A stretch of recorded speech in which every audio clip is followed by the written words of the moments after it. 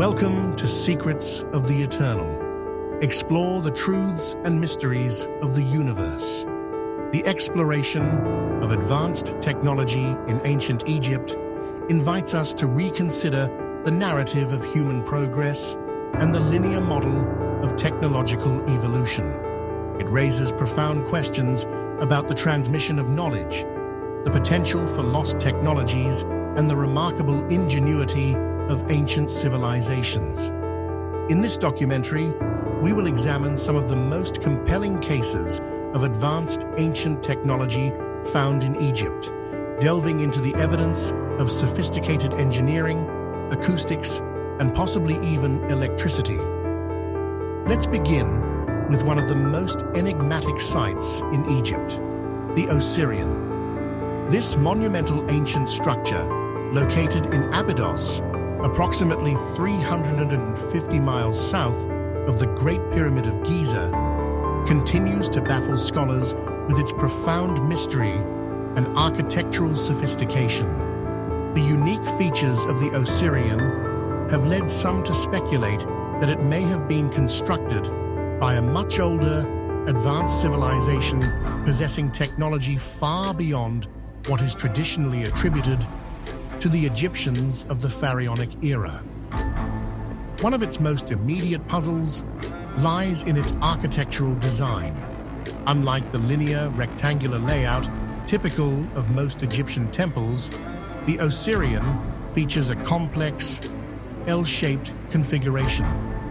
This unusual design raises more questions than answers. Was its construction guided by a functional purpose, now lost to history, or does it signify the influence of a forgotten era? Adding to the mystery is the fact that the Osirion appears to predate the nearby temple of Seti Wassa, built adjacent to it. This suggests that the site held significant importance long before Seti Was's reign. The sheer scale of the Osirion is awe-inspiring. It is constructed with massive blocks of rose granite, some weighing an astonishing 100 tons, that form its core. These blocks were sourced from Aswan, located 200 miles away, and then transported to this remote desert location positioned several miles from the life-giving Nile. Such a logistical feat raises an essential question. How were these colossal stones moved and placed with such precision in an age where no evidence of advanced machinery exists? The effort required for this level of construction defies our understanding of ancient Egyptian engineering. Compounding the mystery further, the architecture itself showcases mind-boggling complexity, featuring a sophisticated double-layered roofing system and intricate interlocking wedges among its stacked granite blocks. This design demonstrates engineering capabilities that our current historical understanding does not attribute to the ancient Egyptians. Moreover, the choice to use granite, an exceptionally hard material requiring advanced tools to manipulate, over the easier-to-carve limestone, commonly used in Egyptian construction, underscores a technological prowess we cannot easily explain based on documented history. Adding yet another layer to the enigma is the complete absence of Egyptian hieroglyphs, artifacts, or art on the site. Ancient Egyptians were known for embellishing their temples and monuments with artwork and inscriptions, often adding new details during renovations. Yet here, at the Osirion, there is a conspicuous void.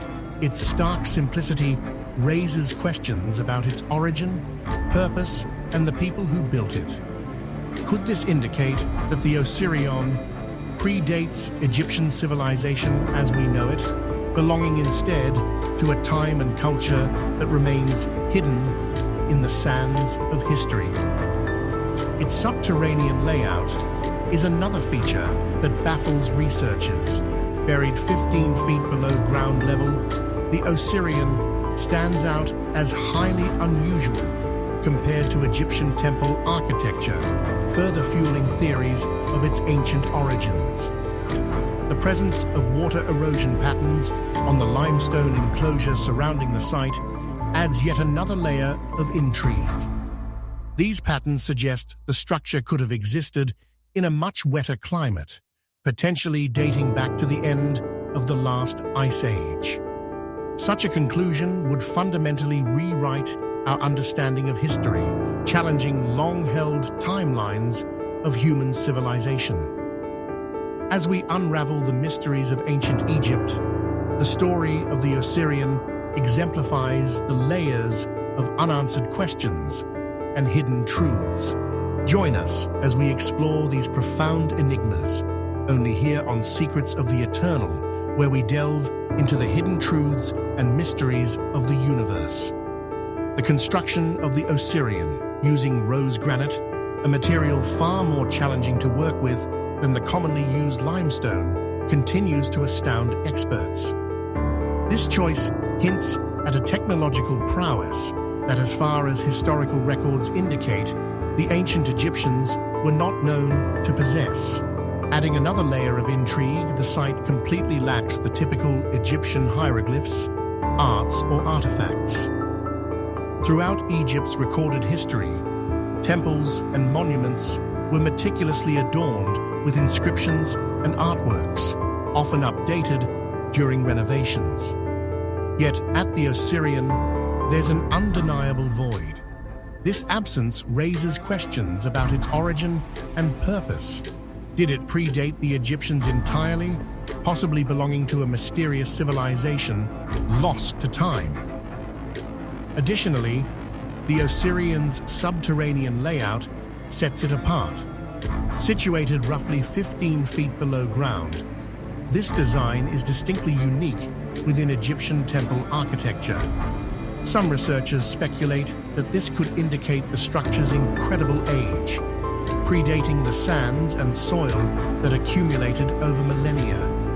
Evidence supporting this theory includes water erosion patterns on the surrounding limestone enclosure, patterns that could only have formed during a much wetter climate, possibly before the end of the last ice age. Such findings suggest that the Osirion may be far older than the established timeline of Egyptian civilization. Arguably, the most captivating feature of the Osirion is its subterranean nature and connection to water. Recent seismic surveys revealed that the visible portion of this grand structure is just the beginning. The Osirion extends at least 50 feet below the current floor level, and within these depths, hollow chambers have been detected.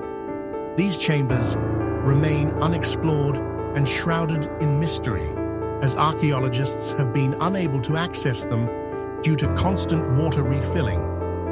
Intriguingly, this water cannot be removed. It seems to replenish itself as quickly as it is pumped out. The Osirion's hydraulic system showcases incredible technological sophistication.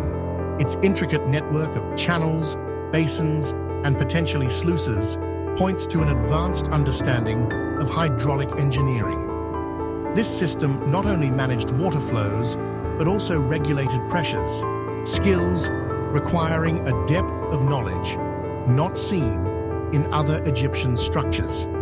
Comparisons with known dynastic Egyptian irrigation systems, which relied on simpler canals and basins for agricultural needs, highlight a stark disparity.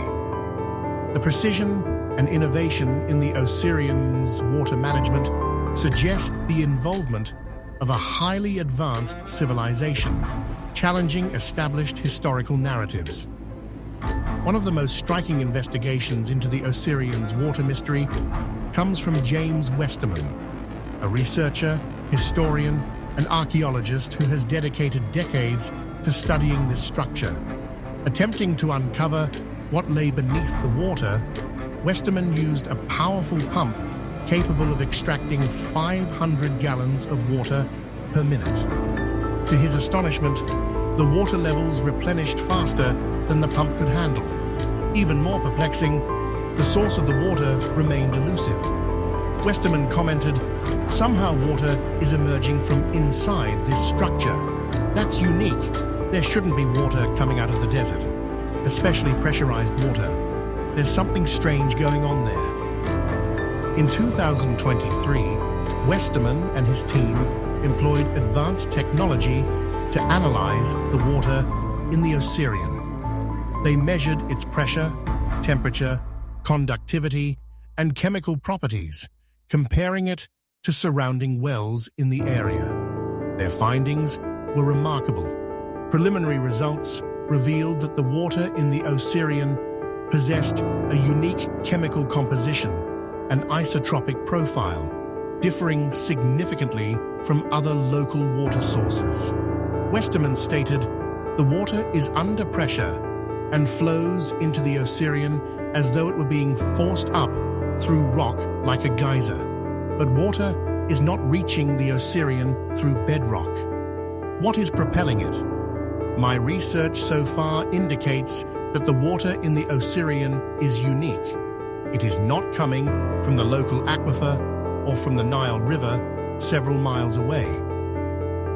These findings push the boundaries of our understanding. Could the water, its source, and its pressure be explained by geological phenomena? Or is there something far more extraordinary at play? The Osirion stands as both a marvel of ancient engineering and a puzzle that defies easy explanations. Its mysteries beckon further exploration, giving us a glimpse into the possibility of advanced knowledge lost to time. Secrets of the Eternal takes you deeper into these mysteries, continuing our journey into the truths and enigmas of the universe. Building on the enigmatic findings around the Osirion's water, hydrologic studies revealed that the water inside the structure was drinkable. After filtering it, James Westerman, the researcher leading much of the exploration into the Osirion, decided to consume the water personally. Initially, he noted no peculiar taste, but what followed was truly extraordinary. Over time, Westerman began experiencing an improvement in his eyesight. A man who had been nearsighted since childhood found that he no longer needed glasses. Subsequent eye tests confirmed his vision had returned to normal. Westerman now firmly believes in the potential healing properties of this water and continues to drink it regularly. Adding further to the mystery, unusual temperature fluctuations in the Osirion's water have baffled researchers. The water surrounding the structure maintains a steady temperature of 16.9 degrees, 62.5 degrees. However, the water within certain pipes in the Osirion registers at a significantly higher 23.8 degrees, 74.8 degrees.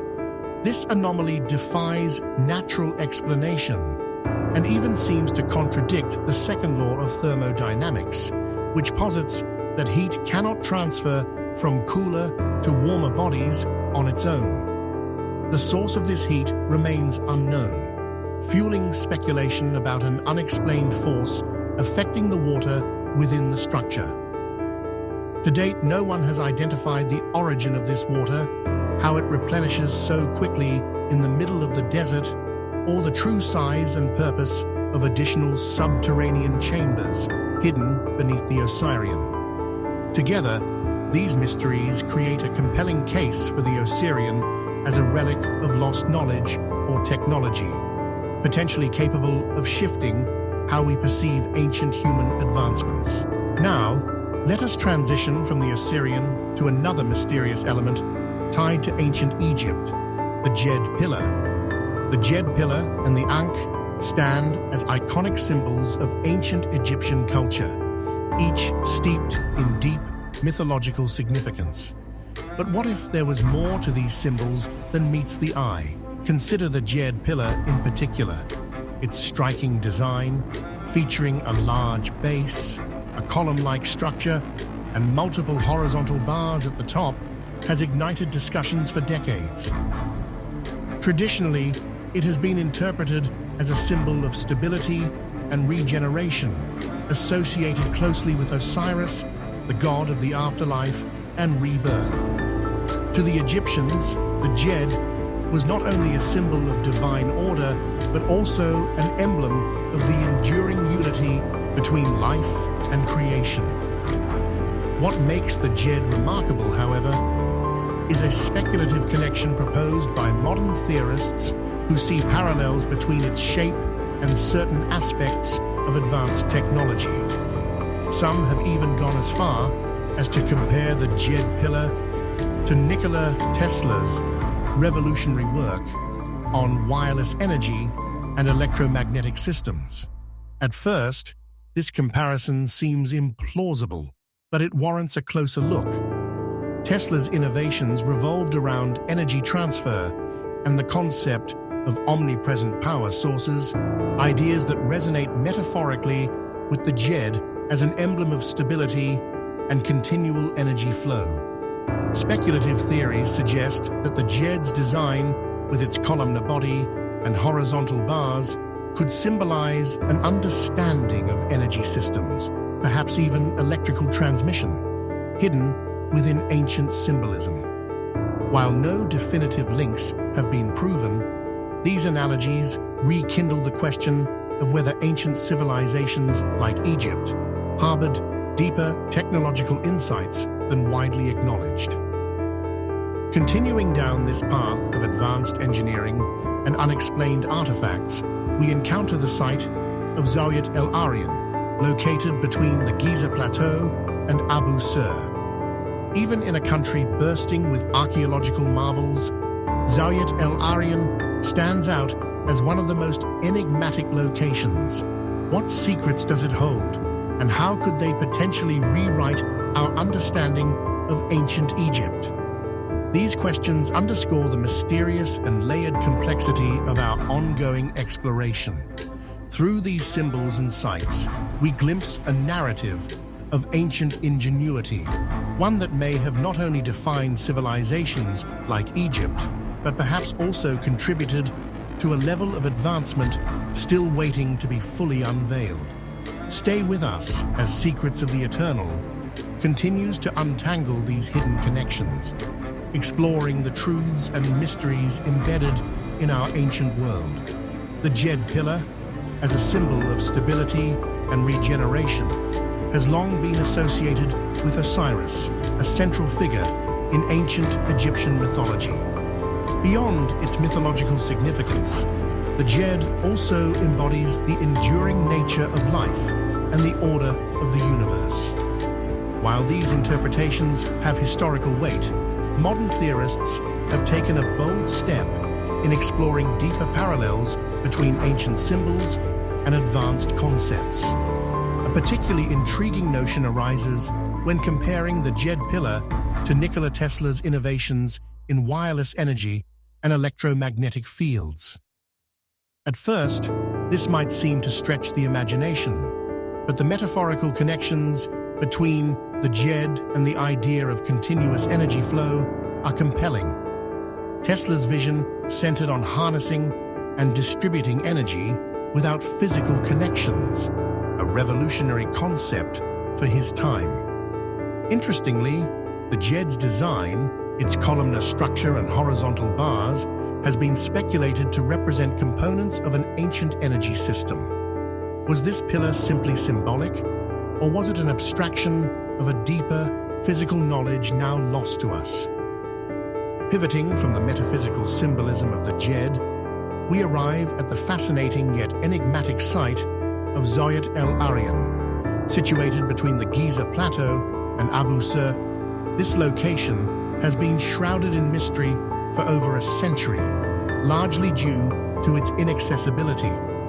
The Egyptian government has restricted entry to the site, and much of it has been deliberately buried, preventing modern archaeological investigation. The only comprehensive information available comes from Egyptologist Alessandro Barsanti, who conducted explorations here in the early 20th century before access was restricted. What he discovered has left the archaeological community in awe, Zawiat el-Aryan's most prominent feature is its so-called unfinished pyramid. Unlike the iconic pyramids of Giza, this structure never extended above ground. Instead, its base spans an impressive 650 feet on each side, dominated by a central T-shaped shaft that plunges nearly 100 feet into the bedrock. The intricacy and precision of this excavation have sparked debates about the tools and techniques in use at the time. Conventional wisdom suggests that ancient Egyptians used copper tools and simple stone implements, but these explanations fall short when considering the vertical smoothness and precision of the shaft's walls. How such a feat was accomplished, given the limitations of the documented technology, remains an open question. Theories claiming Zawiat el-Aryan was built by a technologically advanced civilization gain credibility when one examines the evidence. First, the incredible precision of this site suggests the use of advanced surveying techniques, possibly involving tools capable of fine measurements and high efficiency. Secondly, the absence of any hieroglyphs or inscriptions, a hallmark of ancient Egyptian monuments, sets it apart and adds to the growing mystery surrounding its origins and purpose. The apparent effort that went into burying the site takes this mystery even further. Barsanti's team unearthed a chaotic mass of heavy limestone blocks deliberately used to fill the shaft, as if to conceal or protect something of great significance beneath. What Barsanti's team uncovered next was astonishing. Beneath the layer of limestone blocks lay a large foundation composed of pink granite. Among this foundation, they discovered a granite slab weighing approximately 30 tons. This massive block was part of a granite pavement, suggesting an entrance to a subterranean complex. To Barsanti, this was more than architecture. It was a gateway to a hidden world below, potentially containing treasures or profound historical artifacts. One of the most intriguing finds, however, was an oval vat carved from pink granite, polished to a mirror-like finish. Its intricate craftsmanship made it evident that the vat held significant value.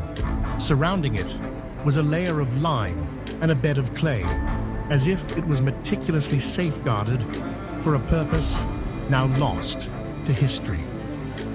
The deliberate manner in which Zawiat el-Aryan was concealed aligns with theories suggesting this site held immense importance, perhaps even a technological or ceremonial role.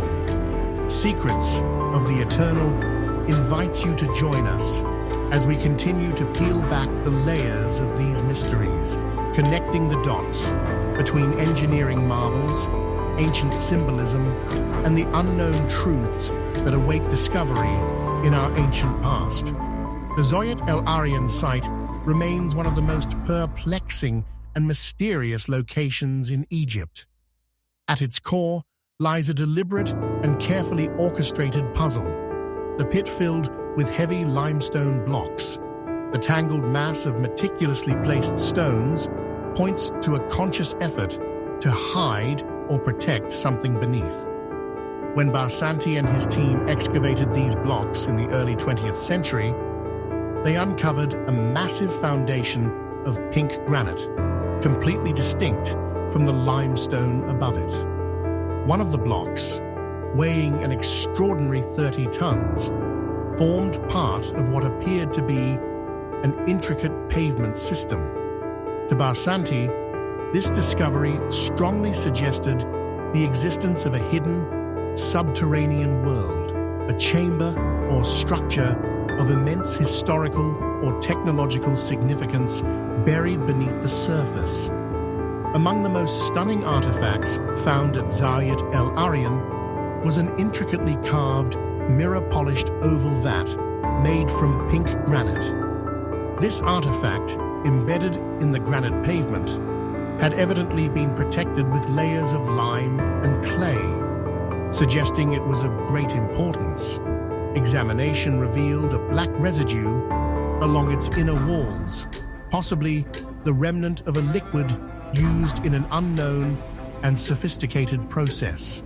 Many researchers speculate that this vat may have played a role in some form of energy generation or storage, though definitive evidence has yet to be discovered.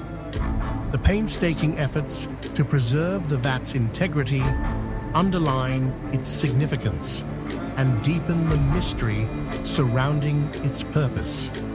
In 1905, Basanti's team faced a dramatic and unexpected event. A massive storm swept across Egypt, filling the pit at Zawiat El Arian with over 10 feet of water. Remarkably, the water level then abruptly dropped within hours. Basanti hypothesized that the water was seeping into a hidden subterranean chamber, evidence of the interconnected apartments he believed were concealed beneath the site.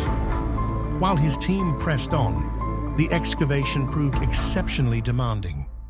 The sheer weight of the granite blocks, combined with the cement-like mortar and the interlocking construction of the pavement, made progress incredibly slow and expensive. Interestingly, Basanti interpreted this difficulty as further confirmation of the builder's intent to lock away something deeply significant. He was convinced that the effort to secure the site indicated that whatever lay beneath was of profound importance. However, Basanti's work came to an abrupt halt. Financial constraints, coupled with the onset of World War I, prevented him from completing the dig. Tragically, Basanti passed away in 1917 at the age of 59, leaving the secrets of Zawiat El Arian buried in obscurity. With his sudden death, interest in the site waned, and the archaeological world shifted its focus. By the mid-20th century, renewed curiosity in the mysteries of Zawiat El Arian emerged. Yet, in the 1960s, the Egyptian government imposed strict access restrictions, turning the area into a military base. To this day, no one can explore the site, leaving its secrets tantalizingly locked away. What lies beneath remains a question of profound intrigue, with theories ranging from a forgotten tomb to the possibility of the site having been part of an ancient technological system, potentially linked to energy use or distribution. As we move toward another fascinating artifact that challenges our understanding of ancient technology, we encounter the Saqqara bird. Discovered in 1898 within Egypt's Saqqara necropolis, this small object made of sycamore wood is over 2,000 years old. At just 14 centimeters long, it may initially seem unimpressive, simply an ancient figurine. However, upon closer scrutiny, the Saqqara bird's aerodynamic design raises eyebrows. Unlike typical avian depictions from ancient Egypt, known for their detailed plumage and realistic anatomy, this artifact features flat wings and a vertical tail fin, reminiscent of modern aircraft. Could this artifact represent something more profound, a primitive model of flight or knowledge of aerodynamics? While skeptics suggest the Saqqara bird is merely a ceremonial object or perhaps a child's toy, its unique form and unprecedented design keep the debate alive. The distinct lack of decorative detailing typical of other bird-like carvings adds to the enigma. Join us here at Secrets of the Eternal as we delve deeper into this unexplained artifact, exploring whether it could hint at an understanding of flight thousands of years ahead of its time.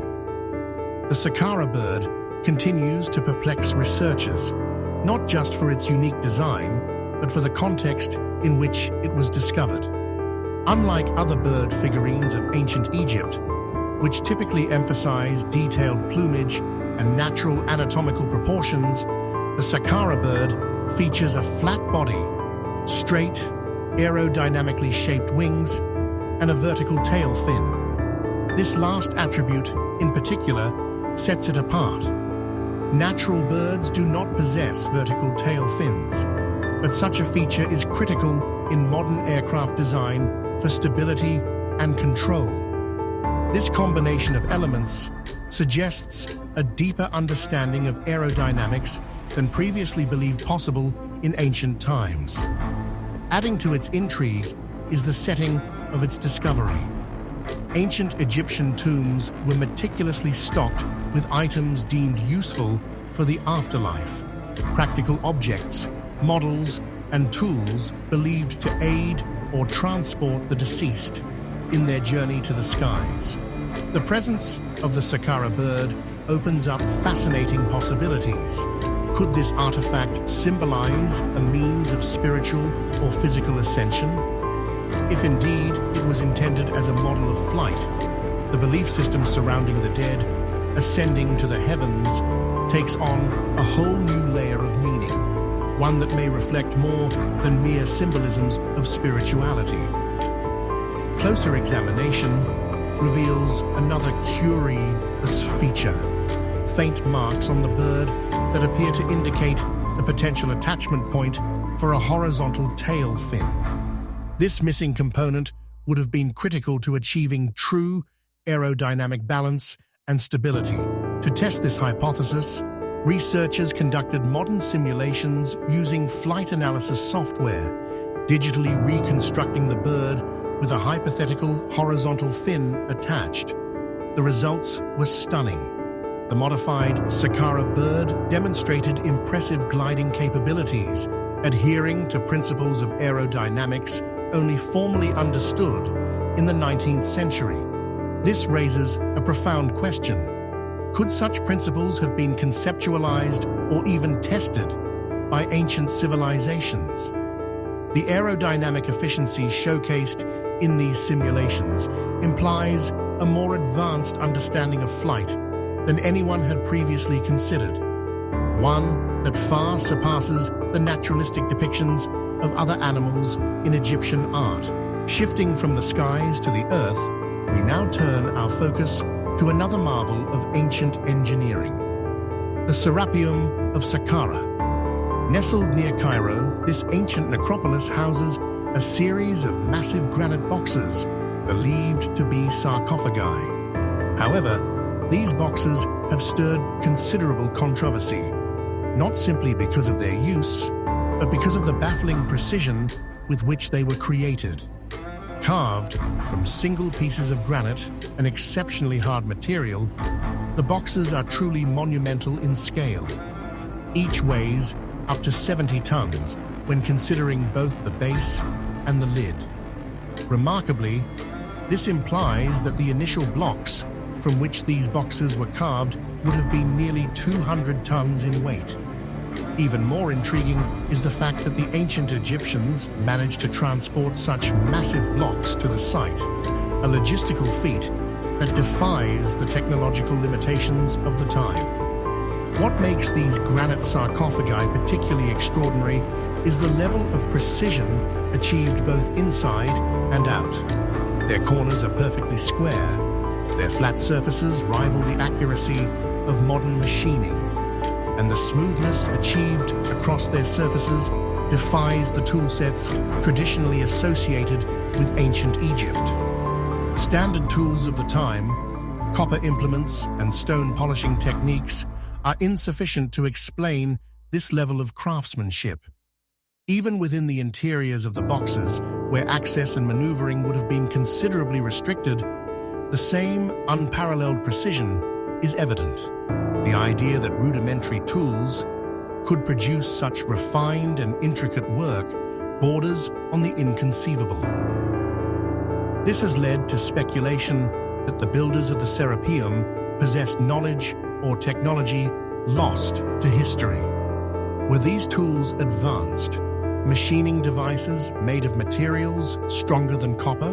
Were they using techniques that harnessed a form of energy we've yet to rediscover? Some researchers have even suggested that these sarcophagi-like boxes were not tombs at all, but served another purpose entirely, perhaps as part of a larger technological or energy-based system, the function of which remains a mystery. The Serapeum of Saqqara challenges our understanding of what ancient civilizations were capable of, and urges a deeper exploration into technology that may have existed thousands of years ago. Join us on Secrets of the Eternal as we continue examining these profound discoveries and their implications for ancient technologies and lost knowledge.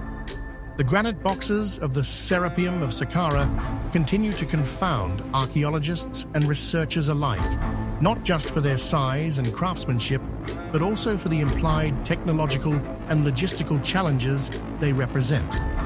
These massive boxes, some weighing up to 70 tons with their lids in place, were crafted from single pieces of granite, a material known for its extreme hardness and difficulty to work with.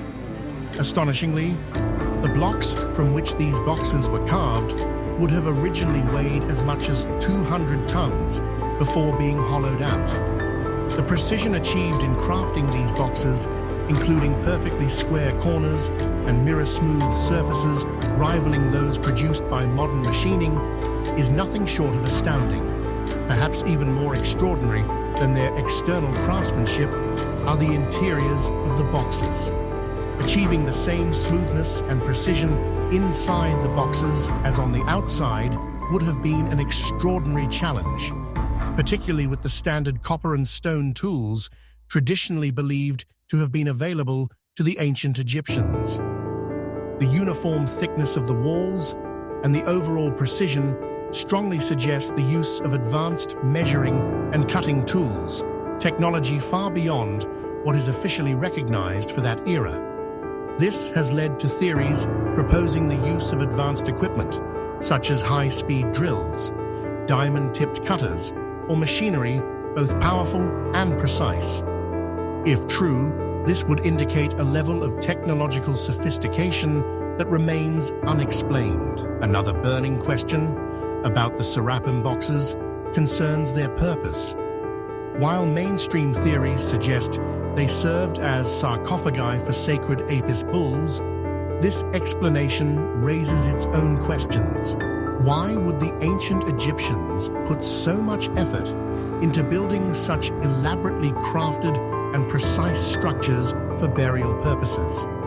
Many argue that the level of detail and the characteristics of the boxes, such as their acoustic properties and smooth, exact dimensions, point to a much more specialized function. Some speculate the granite boxes may have been integral to an energy-related or scientific process, perhaps resembling long-forgotten technologies or principles. The method of transporting and positioning these enormous boxes within the Serapeum's narrow, winding underground tunnels only adds to the mystery. These tunnels clearly presented significant obstacles, yet the boxes were somehow maneuvered with immense precision into their final locations. Moreover, the absence of burn marks from torches in the subterranean complex raises an entirely different question. What kind of lighting did the builders use to illuminate these chambers? Could this too suggest technologies we have yet to uncover? On the opposite side of the debate, critics maintain that ancient craftsmen, through generations of refinement and expertise, were capable of achieving this level of artistry with basic tools and tremendous effort. They argue that while the methods may seem improbable to us now, we should not underestimate the determination and ingenuity of these ancient laborers. However, the fact remains that granite working precision on this scale is exceedingly rare, even in modern times, suggesting there is still much left to uncover. As we leave the Serapeum, we now shift our focus to another incredible artifact that raises similar questions about ancient technology, the schist disk. This fascinating disk, uncovered in the ancient burial grounds of Saqqara, has proven to be one of the most intriguing and controversial objects of its kind. Measuring roughly 2 to 2.5 feet in diameter, it features a delicate and precise design of concentric circular patterns centered around a hub. These features have prompted comparisons to gears or other components of advanced mechanical systems. What makes the schist disk even more remarkable is the material it is crafted from. Quartzite, with a hardness rating of 7 out of 10 on the Mohs scale, quartzite is among the most challenging materials to carve or shape, even with modern tools. The disk's intricacy, its symmetrical patterns, smooth curves, and perfectly balanced structure defies easy explanations. Scholars have posited theories ranging from its use as a ceremonial object to its being part of a lost technological system. Whatever its original purpose, its construction suggests an advanced understanding of both material properties and precision engineering, another hallmark of qualities rarely attributed to ancient civilizations. Such artifacts beg us to reconsider the capabilities of ancient peoples and the potential links between their technology and our modern understanding. Secrets of the Eternal continues to explore these enigmas, seeking answers in the hidden truths preserved by time, truths that may reshape our perception of the ancient world. The schist disk remains one of the most fascinating and contentious artifacts discovered within the ancient burial ground of Saqqara. Measuring roughly 2 to 2.5 feet in diameter, the disk captivates scholars and enthusiasts alike with its intricate craftsmanship.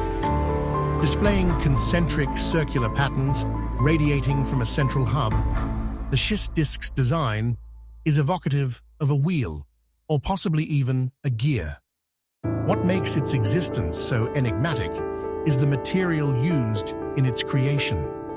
Carved from quartzite, an extremely hard stone with a Mohs hardness rating of 7 out of 10. Its formation calls into question the technological abilities of the ancient Egyptians.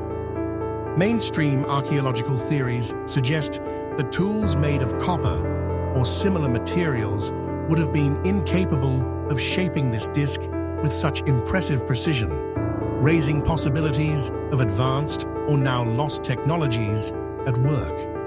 Curious aspects of the disk further deepen its mystery.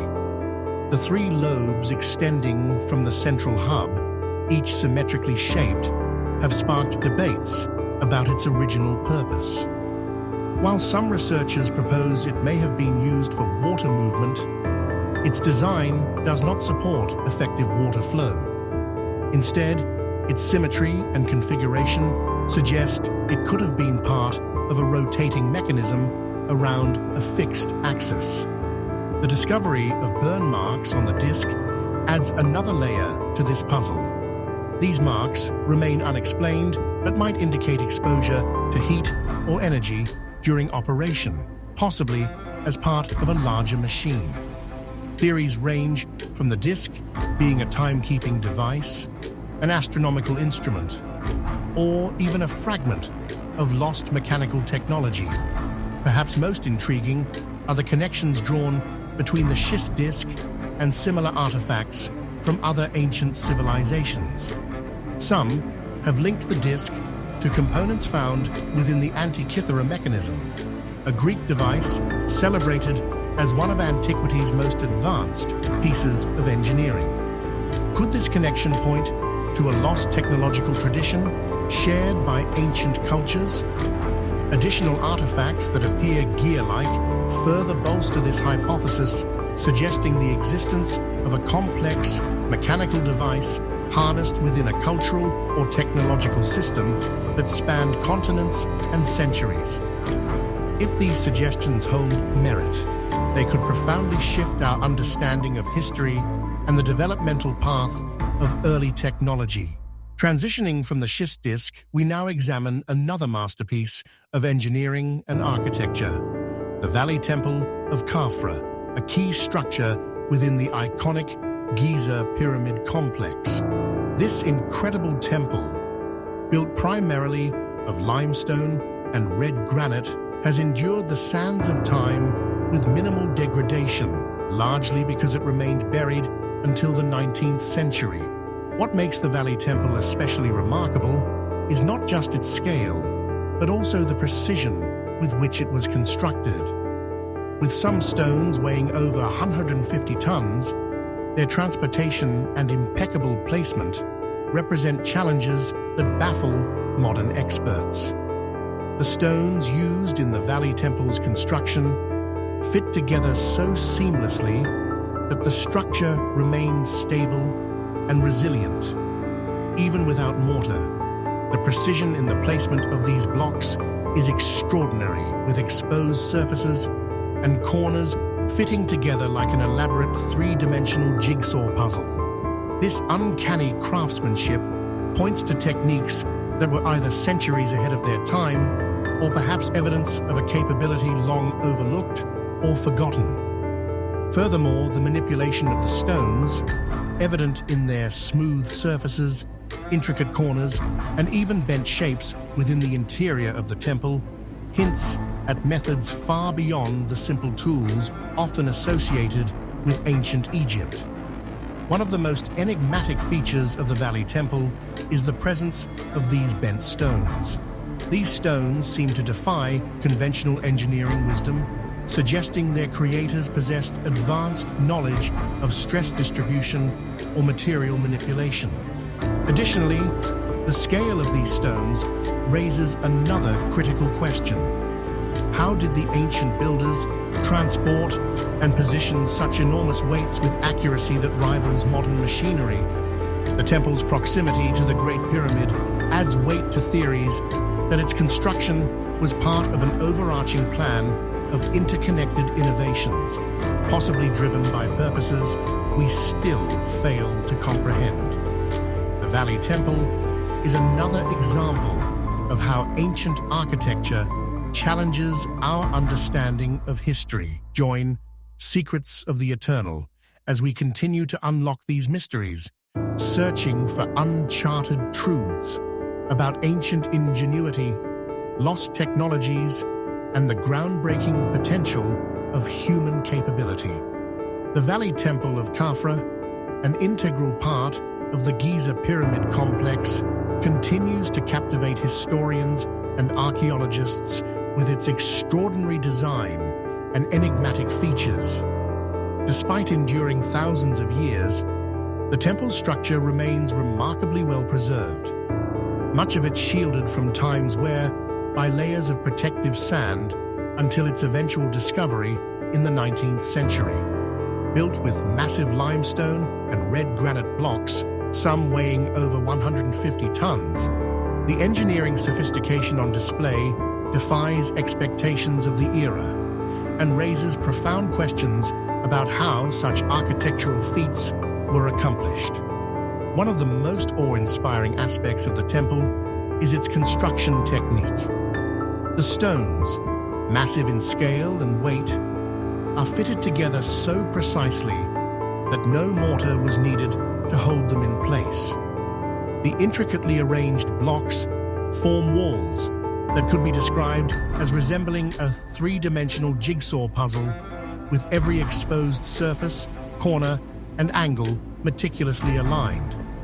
This finesse, combined with the extraordinary maneuvering required to position such enormous stones, suggests methods and tools that exceed what is traditionally attributed to ancient Egyptian technology. Moreover, the presence of bent stones within the temple's interior adds an entirely new dimension to its mystery. These stones appear to have been skillfully shaped or bent during construction, a feat that seems almost impossible using the limited tools and techniques commonly associated with ancient stonemasonry. How were such massive blocks manipulated so seamlessly? Could advanced, now lost methods or even technologies have been employed? Such questions keep the debate about the Valley Temple's origin alive. Adding to the intrigue is a large black granite block situated on the internal eastern wall. Unlike the pink granite that dominates much of the temple's structure, this starkly contrasting stone stands out conspicuously.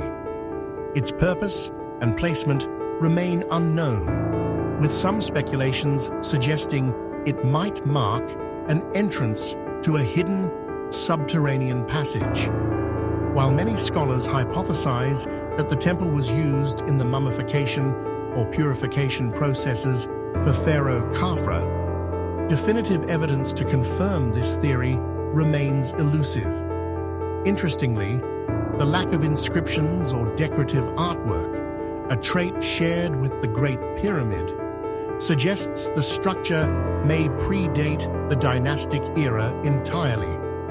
Could this absence of embellishments point to a function far removed from the ritualistic and ceremonial purposes often associated with ancient Egyptian monuments? Resemblance to ancient structures in Peru further deepens the mystery of the Valley Temple. Comparisons drawn between the Valley Temple and structures like Ollantaytambo and the Coricancha Temple highlight extraordinary similarities in the megalithic architectural styles. These parallels raise a bold and controversial possibility. Were these ancient civilizations, thousands of miles apart, somehow connected? Theories suggesting shared blueprints, a universal knowledge system, or even ancient seafaring explorers capable of transmitting styles and techniques add an entirely new layer to this historical enigma. Research by figures like John Anthony West and Robert Schoch lends weight to ideas that challenge conventional timelines. Some argue that the Valley Temple, along with nearby structures such as the Sphinx Temple, might be over 10,000 years old, predating the conventional history of the pharaohs. This hypothesis further fuels debates about the true origins of Egyptian innovation and whether we've vastly underestimated their capabilities or even the contributions of pre-dynastic civilizations. Moving from the grandeur of temples to a more focused artifact, we now turn our attention to one of ancient Egypt's most famous discoveries, King Tutankhamun's dagger. On November 26, 1922, British archaeologist Howard Carter, accompanied by Lord Carnarvon, unearthed what would become one of history's most celebrated archaeological finds, the tomb of Tutankhamun. Untouched for millennia, the tomb revealed a treasure trove of artifacts offering insight into the opulence and sophistication of ancient Egypt. Amidst the wealth of gold and decorations, one item stood out, a dagger unique for both its materials and craftsmanship. Resting alongside Pharaoh Tutankhamun's mummified remains was an iron dagger featuring a gold sheath and handle. While the sheath and handle reflected the grandeur expected of Egyptian royalty, it was the dagger's iron blade that captured attention and sparked debate. This was no ordinary iron. The blade's material was far superior to the simple iron tools of the time. In fact, tests of the dagger's composition revealed an otherworldly element, adding yet another fascinating layer to the mysteries of Tutankhamun's resting place. Join Secrets of the Eternal as we unravel the story of this extraordinary blade and its implications for ancient technology and ingenuity. Among the many treasures of Pharaoh Tutankhamun's tomb, one artifact has stood out for its extraordinary nature: the iron dagger with a golden sheath and handle. Discovered alongside the young pharaoh's mummified remains, this dagger defies expectations of the Bronze Age. While the gold sheath and handle represent the grandeur associated with Egyptian royalty, it is the blade itself that has captured the fascination of historians and scientists. During a time when bronze was the dominant material, the presence of iron, a substance more precious than gold during Tutankhamun's era, was a rare and curious anomaly. The mystery deepened when further analysis revealed that the dagger's blade was made from meteoritic iron, a material derived from meteorites. This discovery was monumental, further adding to the artifact's otherworldly reputation. In ancient Egypt, celestial phenomena were often attributed to divine forces, and meteoritic iron would have been seen as a gift from the gods. Ancient texts and records even refer to such iron as iron from the heavens. But how did the Egyptians acquire and manipulate meteoritic iron to create such a sophisticated artifact? Mainstream Egyptologists suggest that the Egyptians extracted and crafted the iron from a fallen meteorite. But this explanation is far from straightforward. Meteoritic iron is embedded with nickel and cobalt, and its extraction would require advanced technological capabilities not generally associated with Bronze Age civilizations. Even more remarkably, X-ray fluorescence spectrometry conducted on the dagger revealed a complex alloy composition, 89% iron combined with nickel, cobalt, and chromium. Such precision in metallurgical composition posed significant challenges, as tools to achieve such an alloying process were believed not to exist until centuries later. The dagger's craftsmanship is equally astounding. Unlike typical metalwork of the time, the blade showed no evidence of hammer marks, a testament to the precision and sophistication behind its creation. Its edges were flawless, almost machined-like, suggesting a mastery of metallurgy that seems far ahead of its era. These characteristics have ignited debates. Could this extraordinary weapon have been crafted by an advanced, possibly lost, human civilization? Or does its existence hint at influence from extraterrestrial origins, a theory often tied to interpretations of ancient texts and legends? Adding to the enigma of Tutankhamun's artifacts is the presence of a winged scarab, crafted from an unusual gemstone initially identified as Chalcedony quartz.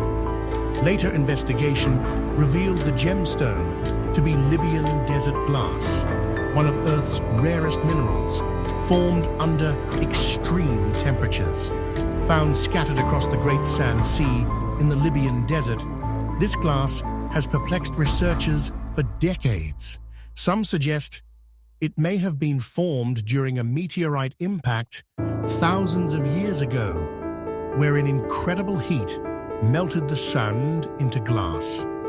Intriguingly, the Libyan desert glass bears resemblance to trinitite, a material created during modern nuclear tests. This comparison has led to speculative theories about the possible involvement of ancient high-energy events or technologies in its formation. Such findings present a compelling case for re-evaluating the technological capabilities of ancient civilizations. Were these materials the result of natural celestial events, meticulously collected and crafted by the Egyptians? Or do they represent a fleeting glimpse into a lost era of advanced technological knowledge? Tutankhamun's tomb, through its artifacts, provides a fascinating window into questions that challenge conventional history. If Tutankhamun's dagger and desert glass evoke tales of celestial and technological mysteries, another site in Egypt propels us deep into the heart of catastrophic speculation: the ancient city of Tanis. Once a thriving city located in the northeastern Nile Delta, Tanis was a vibrant metropolis and a vital hub of Egyptian civilization. Despite its importance, Tanis remained shrouded in obscurity for millennia after its decline, its ruins holding secrets waiting to be unearthed. What remains of Tanis today includes artifacts and architecture of immense historical significance, but perhaps its greatest mystery lies in its abrupt decline. Described in some texts as a city ravaged by sudden, inexplicable forces, Tanis has been associated with catastrophic theories ranging from natural disasters to even ancient warfare on an unthinkable scale. The abruptness of its decline has prompted researchers to question what could have brought a city of such importance to its knees virtually overnight. From celestial alignments to cataclysmic floods, Tanis presents yet another case of historical curiosity, one we'll continue exploring in detail. Join Secrets of the Eternal as we delve into the mysteries of Tanis and trace how ancient catastrophes might reveal truths buried in the sands of time. The presence of desert glass alongside the iron dagger in Tutankhamun's tomb introduces yet another layer of intrigue to the mysteries of ancient Egypt. Desert glass, a luminous yellow-green gemstone, was first discovered scattered across the Libyan desert, believed to have formed under extremely high temperatures. Initially mistaken for Chalcedony quartz, further studies uncovered its unique structure, strikingly similar to trinitite, a type of glass famously created during nuclear tests in New Mexico.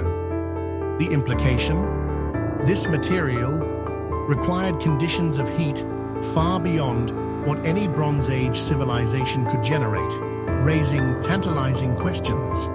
Could it have been formed during a natural celestial event, like a meteor impact? Or does it point to the involvement of ancient technologies capable of achieving such extreme heat? These discoveries compel us to rethink the technological sophistication of ancient civilizations. Are we witnessing remnants of an advanced, lost human culture, or artifacts influenced by extraterrestrial intervention, as some have speculated?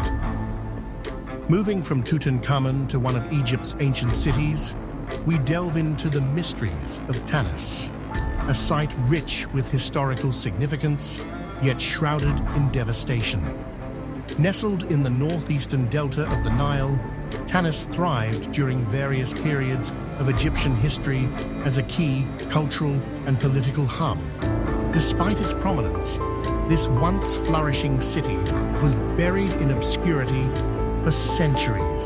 It wasn't until 1939, after over 12 years of excavation by a team of French archaeologists, that its ruins were unearthed, revealing evidence of a massive and sudden catastrophe. Scattered among the ruins were shattered granite statues and obelisks, some transported from quarries over 1,000 miles away in Aswan. Among these fractured relics was a fragment of a colossal statue estimated to have originally stood over 120 feet tall, double the size of the famous Colossi of Memnon near Luxor.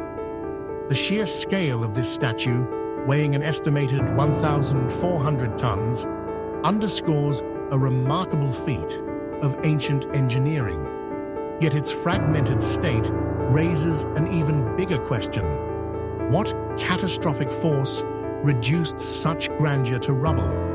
Adding to this mystery is the stark, barren landscape of Tanis, which contrasts sharply with the fertile Nile delta surrounding it. This desolate expanse has fueled theories linking Tanis to the biblical city of Zoan. Ancient biblical passages recount the destruction of Egyptian idols and cities like Zoan by intense fires and divine wrath.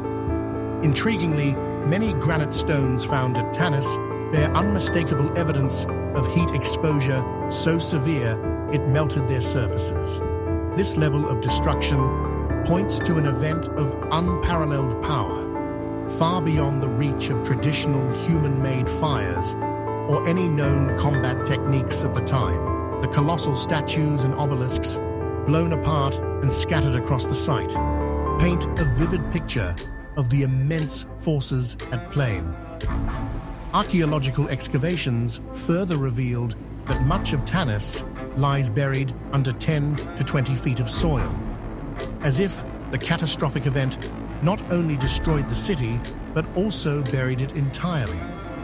This pattern seems consistent with the impact of an external, natural force, potentially a solar plasma ejection, as Dr. Robert Schoch has theorized. Such an event could have unleashed unimaginable energy, obliterating everything in its path, vaporizing life, and burying the ancient site under layers of debris. Could Tanis have been a casualty of ancient solar activity, a force that shaped not just history, but landscapes? Adding to the enigma of Tanis are its numerous obelisks and colossal artifacts, all made of granite. Researchers like Brian Forster suggest these structures might have been created using lost advanced technologies, citing the precision and sheer scale of these creations. Interestingly, Tanis holds more shattered obelisks than any other site in Egypt, feeding speculation that these monuments may have served functional roles beyond mere decoration. Some theorists propose that these obelisks were components of an ancient energetic system potentially linked to the Giza pyramids. Could a malfunction or destructive disturbance within this system have contributed to Tanis's fall? The questions remain unanswered, but endlessly fascinating. As we seek answers to these puzzles, the journey brings us to another engineering marvel: the unfinished obelisk at Aswan, one of the largest known ancient monuments left incomplete. Resting in its original quarry, it offers insights into the techniques and ambitions of ancient builders. Join Secrets of the Eternal as we unravel the mysteries of the unfinished obelisk and continue to explore the lost technologies and truths of our ancient past. The destruction of Tanis, buried under 10 to 20 feet of soil, presents evidence of a cataclysmic event, powerful enough to erase a thriving city from existence. This aligns with theories of an external natural force, such as a plasma ejection from the sun, as proposed by Dr. Robert Schoch. Such an event could have obliterated the city, vaporizing life and reshaping the landscape with incredible intensity. This theory is further supported by the sheer number of shattered obelisks and scattered granite statues at the site. Many researchers, including Brian Forster, propose that their precise craftsmanship and the advanced techniques evident in their creation point to lost high technologies. Intriguingly, Tanis contains more obliterated obelisks than any other location in Egypt, fueling speculation that these structures served more than an ornamental function. Some have theorized that the obelisks were part of an ancient energetic system, potentially linked to the pyramids of Giza. Could a malfunction within this system have triggered the city's grand destruction? The answers remain buried, eluding us beneath the sands of time. From Tanis to the unfinished visions of grandeur in Aswan, we encounter the unfinished obelisk, a colossal masterpiece of ancient engineering. Resting in the Aswan quarries near the Nile River, this incomplete obelisk provides key insights into the ambitions and methods of its creators. At 137 feet in length and weighing an estimated 1,170 tons, it would have been the largest single stone monument ever created by the Egyptians had it been completed. However, the obelisk was abandoned midway due to a critical crack that rendered it unsuitable for use. The granite quarries of Aswan themselves reveal evidence that challenges traditional explanations of ancient stonework. Scattered across the quarry are strange, perfectly round holes, remarkably smooth and cylindrical, with no indications of chisel marks or primitive tools. These test holes, as some propose, were likely used to assess the condition of deeper granite layers before cutting large obelisks. What makes these holes particularly mysterious is their precision and depth, some reaching as deep as 30 feet. observers have noted their uncanny resemblance to drill holes, sparking debates about whether these features could have been created with advanced or even modern-level technology. Near the unfinished obelisk, we can observe massive vertical walls that are so perfectly smooth and straight that they appear fabricated with precision tools, a feature almost impossible to replicate with simple handheld implements. Examining the unfinished obelisk itself, a series of curious patterns emerges across its granite surface. Smooth, hollowed-out regions, often described as scooped out, are found on the obelisk and nearby stones. Some researchers compare the effect to ice cream being scooped with a spoon, given the consistent curvature of these marks. The obelisk's sides, too, exhibit these scooped-out features, extending vertically, creating uniform patterns that seem both intentional and advanced. One particularly fascinating observation comes from another large stone near the unfinished monument.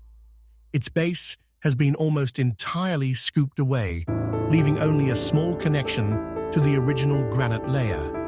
Such patterns are unique and challenge our understanding of ancient Egyptian technology. Modern archaeology struggles to provide a satisfying explanation for these peculiar features. The traditional narrative attributes the crafting of obelisks to ancient Egyptian workers using diorite balls, stones supposedly harder than granite, to pound and shape the massive blocks manually. However, the marks on the obelisk, along with the precision of the straight walls and test holes, remain inconsistent with this theory. Circular test holes are perfectly smooth, showing no evidence of repetitive pounding, and the uniform scoop marks across the granite suggest a tool or technique far more sophisticated than rudimentary stone balls. If we entertain the idea that the Egyptians used tools or technologies beyond what is accepted in mainstream archaeology, the unfinished obelisk not only hints at forgotten methods, but also raises broader questions about the scope of ancient capabilities. Could they have accessed knowledge or instruments that we have yet to rediscover? Or is it possible that outside influences, whether extraterrestrial or inherited from a more advanced, prehistoric civilization, were at play? The unfinished obelisk and the anomalies surrounding it challenge us to rethink our preconceptions. Secrets of the Eternal invites you to dive even deeper into these enigmas as we probe the tools, techniques, and truths overlooked in human history. The unfinished obelisk in Aswan raises more questions than answers, particularly when exploring the strange patterns found across its granite surface. The scooped-out features along the sides of the obelisk, vertical, uniform, and seemingly intentional, are a hallmark of its uniqueness. One particularly fascinating area lies near the base of another stone, adjacent to the obelisk. This stone appears as if nearly all its base material has been hollowed out, leaving only a small section still connected to its source. Methods attributed to carving, such as pounding granite with diorite stones, fall severely short in explaining these marks. Additionally, the limited space around the unfinished obelisk and the extremely narrow test holes surrounding it make the pounding theory seem implausible, as if the proposed tools and methods contradict the very features they attempt to explain. The transportation of this colossal structure also presents logistical enigmas. Situated in a deep quarry pit, the difficulty of extracting a fully completed 1,170-ton obelisk and transporting it to an intended location would have required technology or techniques far beyond what is currently attributed to the Egyptians of this era. Traditional theories fail to account for how these challenges could have been met, leading some to propose that the unfinished obelisk may predate the dynastic Egyptians altogether. These suggestions often point to the possibility of an earlier civilization, equipped with technological capabilities sufficient to manipulate granite on such a scale and transport it over vast distances. Pivoting from Aswan to another profound mystery, we delve into the Dendera Light, a topic enthusiastically debated among archaeologists, electrical engineers, and historians alike. At the Hathor Temple in Dendera, Egypt, carved bas-reliefs depict what many theorists have likened to giant, elongated light bulbs held aloft by priests. Inside these bulbs are snake-like forms that some argue represent filaments. Surrounding the bulbs are various figures engaged in what appears to be a ritualistic scene, with a two-armed jed pillar prominently featured within the structure. As discussed earlier, the jed pillar's resemblance to components of energy transmission systems further fuels speculation that the ancient Egyptians might have had knowledge of electricity. Another relief often drawn into this debate showcases a peculiar device with lines extending from one side of the object. Traditionally described as a necklace, the design also bears an uncanny resemblance to a technological device. If the lines were indeed meant to represent electrical wires, then it is possible the adjacent spheres depicted in the carvings represent insulators. This hypothetical setup raises fascinating possibilities. Could the supposed bulb-like structures have connected to an energy source, such as a primitive battery? It's not a stretch to bridge theories about the Dendera Light with the Baghdad batteries, artifacts discovered thousands of miles away, but equally mysterious in their functionality. The Baghdad batteries, dating back to the Parthian or Sasanian periods, are small terracotta pots containing copper cylinders encasing iron rods. When filled with an acidic liquid like lemon juice or vinegar, these vessels are capable of generating a simple electrical current. While their intended use remains speculative, many researchers have posited that such devices could have powered rudimentary forms of lighting or other unknown technologies. Could the Dendera light reliefs and the Baghdad batteries share a conceptual lineage, hinting at an ancient understanding of electrical systems? Norwegian electrical engineer Walter Gahn put theory into practice, constructing a working model of the Dendera light as interpreted from the bas-reliefs. The experiment effectively demonstrated that such a setup could produce light, albeit weakly, supporting the hypothesis of ancient Egyptian use of electrical technologies. Authors like Peter Krasser and Rainer Habeck expanded on this idea in their book Light of the Pharaohs, presenting theories tying these reliefs to the possibilities of high technology in ancient Egyptian society. Whether they were practical tools, ritualistic symbols, or speculative interpretations, these carvings challenge traditional views of what the ancients were capable of achieving. The Dendera light, coupled with similar artifacts like the Baghdad batteries, pushes us to reconsider how advanced the ancients may have been, and whether they possessed a knowledge of energy systems thought to be realized only much later in human history. Join us at Secrets of the Eternal as we continue uncovering the mysteries locked within Egypt's symbols and structures, exploring truths that defy conventional timelines and understanding. The notion that the Dendera light bas-reliefs depict an ancient form of electrical lighting continues to ignite debates among scholars and researchers. According to proponents of the theory, the bas-reliefs resemble a system connected to an early form of a battery, such as the mysterious Baghdad batteries. These ancient terracotta pots, dating back to the Parthian or Sasanian periods, contained a copper cylinder encasing an iron rod. When filled with an acidic substance like vinegar or lemon juice, they functioned as galvanic cells capable of producing low voltages of electricity. This revelation that a primitive understanding of electricity existed in ancient times opens the door to exciting possibilities about the knowledge and technological capabilities of our ancestors. Indeed, when researchers built prototypes of the Baghdad batteries, the devices generated small yet undeniable amounts of electricity.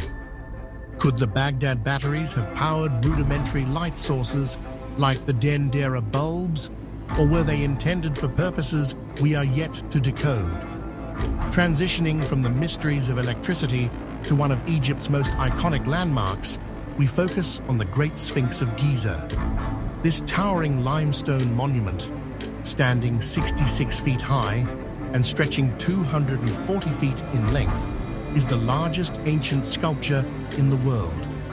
Its grandeur is matched by the enigma that surrounds it. Who built the Sphinx, and for what purpose? Did it once guard a city filled with advanced knowledge? The Giza Plateau, known in ancient times as Rostau, or the Mouth of Passages, has long been the subject of speculation regarding underground tunnels and chambers. Could these passages lead not only beneath the Sphinx, but to an entire subterranean network containing long-lost secrets? Historical accounts lend credibility to these claims. In the 5th century BCE, the famous Greek historian Herodotus wrote of an underground labyrinth in Egypt that housed the Hall of Records, a legendary repository of ancient wisdom and knowledge. Centuries later, Roman geographers Strabo and Pliny the Elder documented similar stories, describing the Sphinx as part of an intricate maze of tunnels associated with the pyramids. In the 4th century, Syrian philosopher Iamblichus expanded upon these accounts, claiming the Sphinx served as the entryway to these tunnels through a bronze gate that once led directly into the Great Pyramid.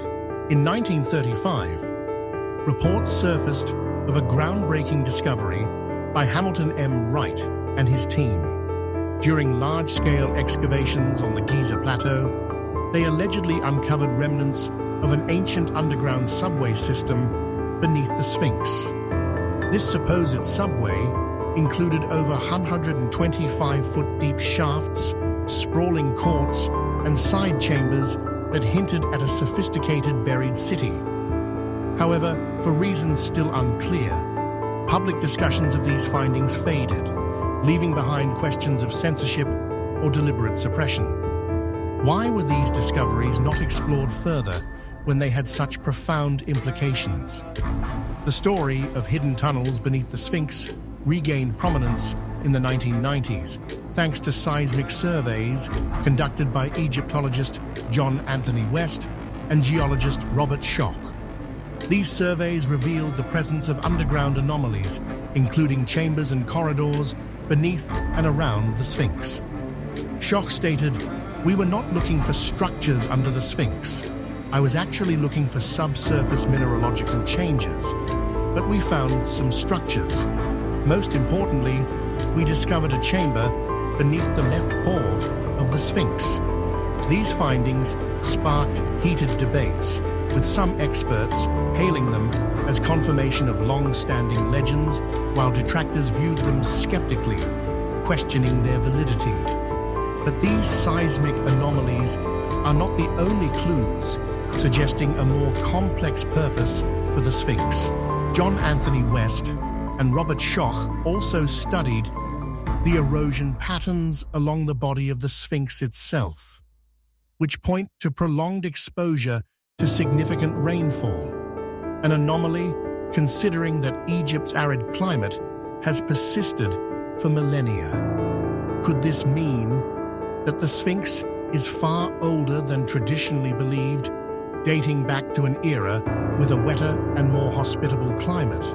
If so, this discovery could rewrite our understanding of its origins and the advanced civilization responsible for its construction.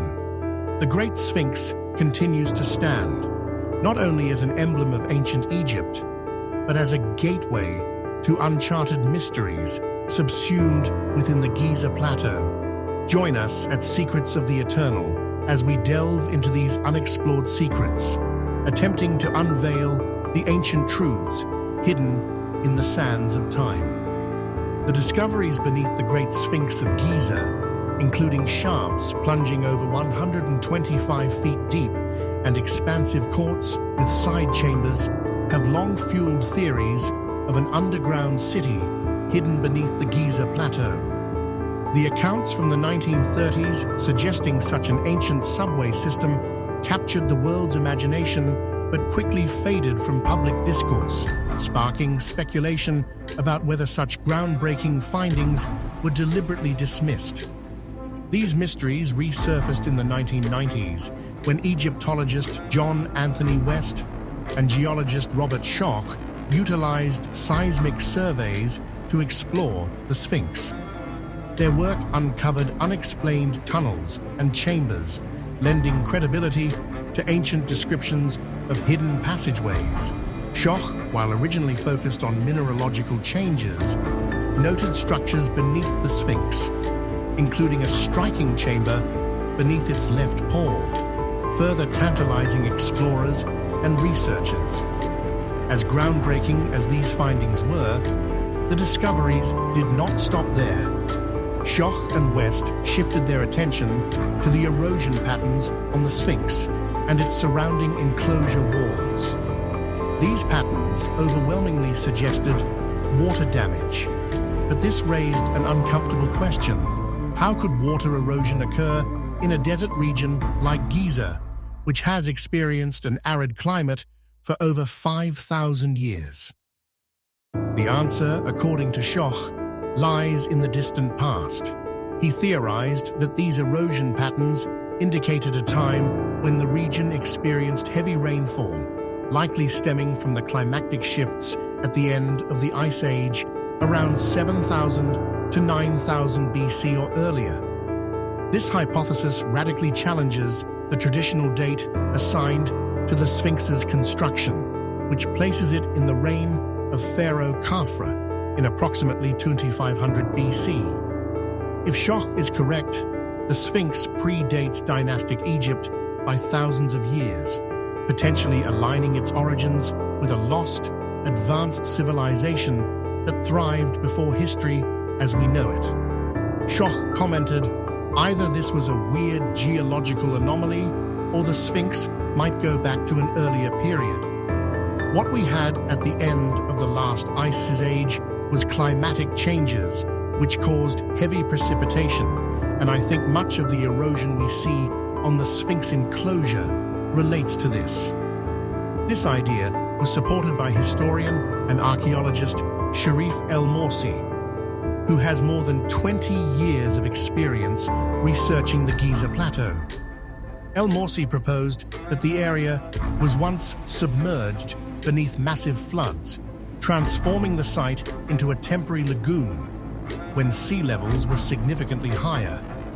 According to El-Morsi, the evidence lies in subtle signs of tidal waves and intertidal zones visible at the Temple of Menkaure and across the necropolis.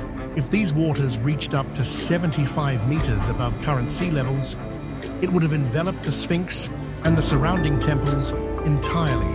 An intriguing find further supports this theory. A fossilized echinoid, a type of sea urchin, discovered within the limestone blocks used to build structures at Giza. While mainstream geology might dismiss this as merely indicative of the limestone's prehistoric origins, El-Morsi argued differently. He suggested the echinoid fossil's positioning and condition indicated its formation in a more recent geological epoch, placing it within what might have been a submerged lagoon. This evidence bolsters the case for a wetter, dynamic environment prior to Egypt's well-known arid conditions. Adding to the controversy, Ukrainian scientists Manichev and Parkhomenko presented their own studies suggesting that prolonged submersion, possibly through a climactic or catastrophic deluge shaped parts of the prehistoric Sphinx area. While these theories face heavy resistance from mainstream Egyptologists, the concept of an ancient flood reshaping Giza aligns with broader global narratives of great deluges recorded in mythologies worldwide. From undiscovered chambers to geological reanalysis and possible submerged histories, the Great Sphinx challenges us to reconsider the timeline of humanity's achievements. Its presence on the Giza Plateau may not simply mark the grandeur of Pharaoh Khafre, but may instead be a sentinel of civilizations long forgotten. Secrets of the Eternal continues to probe this debate, exploring the mind-bending possibilities of an ancient past that refuses to fade under the sands of time. Access to the Sphinx for further research has long been restricted, frustrating scholars like Schoch and West as they sought to advance their provocative theories about the monument's age and origins. Supporting Schoch's claims, archaeologist Sherif El Morsi, with 2 decades of experience on the Giza Plateau, proposed that the region was at one time submerged under a massive flood.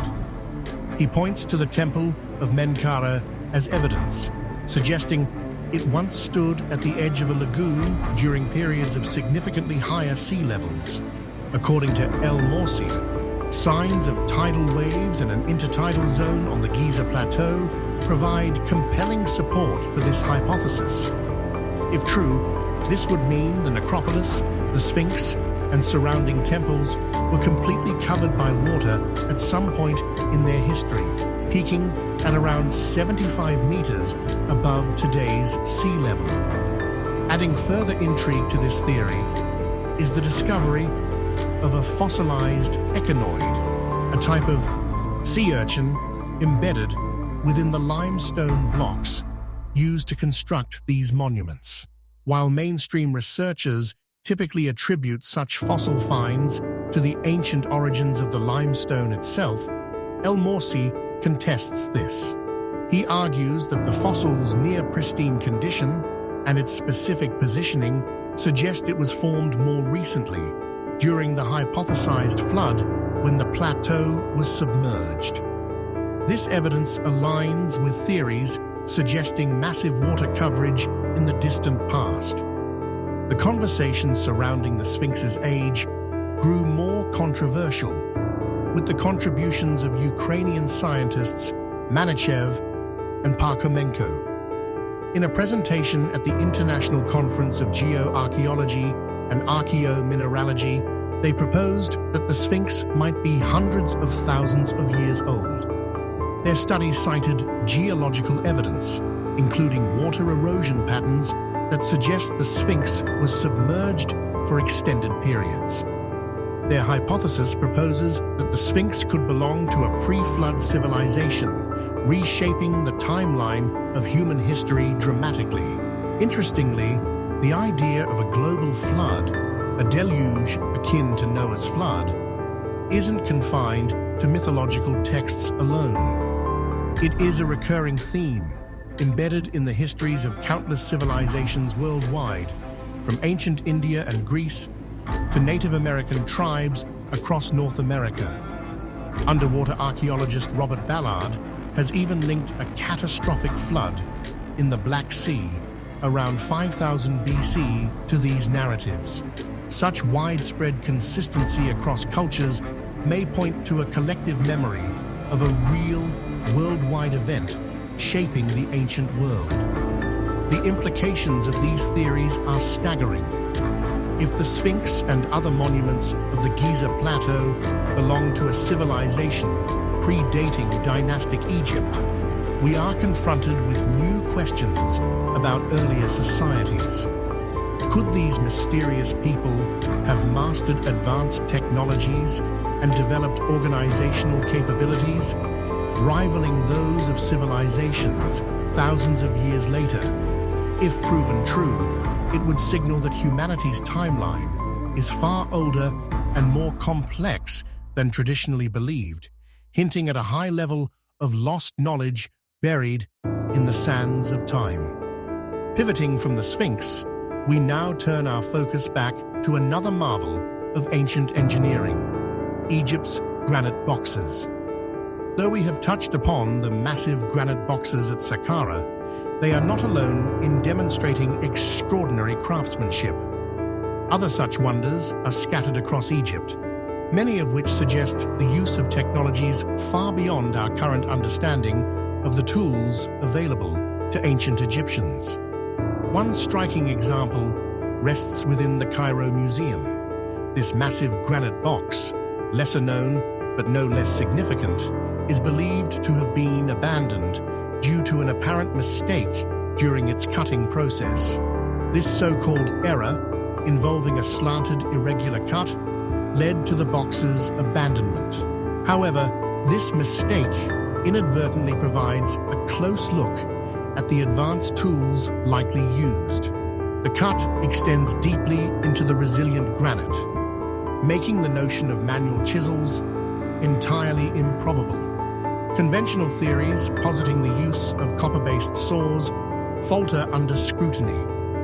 Replicating this method indicates a painfully slow cutting speed of only 4 millimeters per hour, making it almost impossible to overlook an enormous deviation such as the one found here. Notably, the granite shows smooth, precise grooves where the cut shifted, suggesting not only advanced machinery, but a dual saw system, with one saw cutting from above and the other from below. These details defy simple explanations and invite tantalizing questions. Did the Egyptians possess more advanced tools than we recognize, or did these boxes originate from a lost civilization with capabilities exceeding even today's granite working techniques? Secrets of the Eternal continues to investigate these ancient marvels, piecing together lost truths to unlock humanity's most profound mysteries.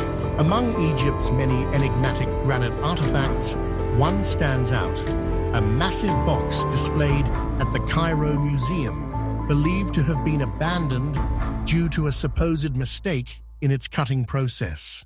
This irregular, slanted cut, deemed an error, ironically provides some of the most compelling evidence for the use of advanced tooling, far exceeding the capabilities attributed to the ancient Egyptians.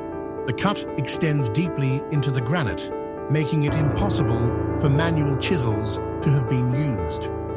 Conventional theories suggest that primitive copper-based saws were employed to carve such features, but trials replicating this method reveal a cutting rate of only 4 millimeters per hour. At such a slow pace, it's improbable that artisans would not notice and correct deviations as significant as those found on this box.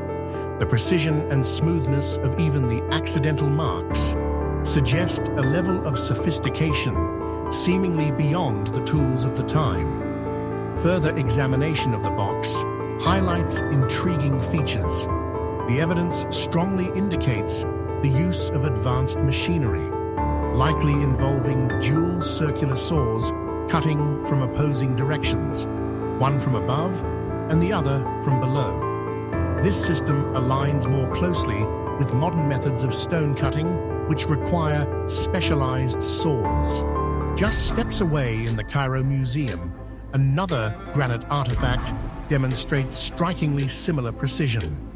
Its marks resemble those left by a modern bandsaw, albeit operating at speeds or capabilities surpassing current technology. Contemporary machinery capable of cutting granite efficiently relies on diamond-encrusted blades. Yet there is no historical record supporting the existence of diamond tooling in ancient Egyptian civilization, deepening the mystery. The puzzle only grows with yet another box-like artifact, this one adorned with perfectly smooth, identical circles etched into its surface. These marks appear machined, pointing to the possible use of advanced tools. Adding to the intrigue are burn marks on the side of the object. The intensity of whatever created these burns must have been immense, hinting at a technological sophistication we have yet to fully comprehend. Another red granite box showcases even more startling markers of advanced engineering. Beyond its perfectly hollowed and sharply angular interior, the artifact bears tube drill holes of consistent size, depth, and precision.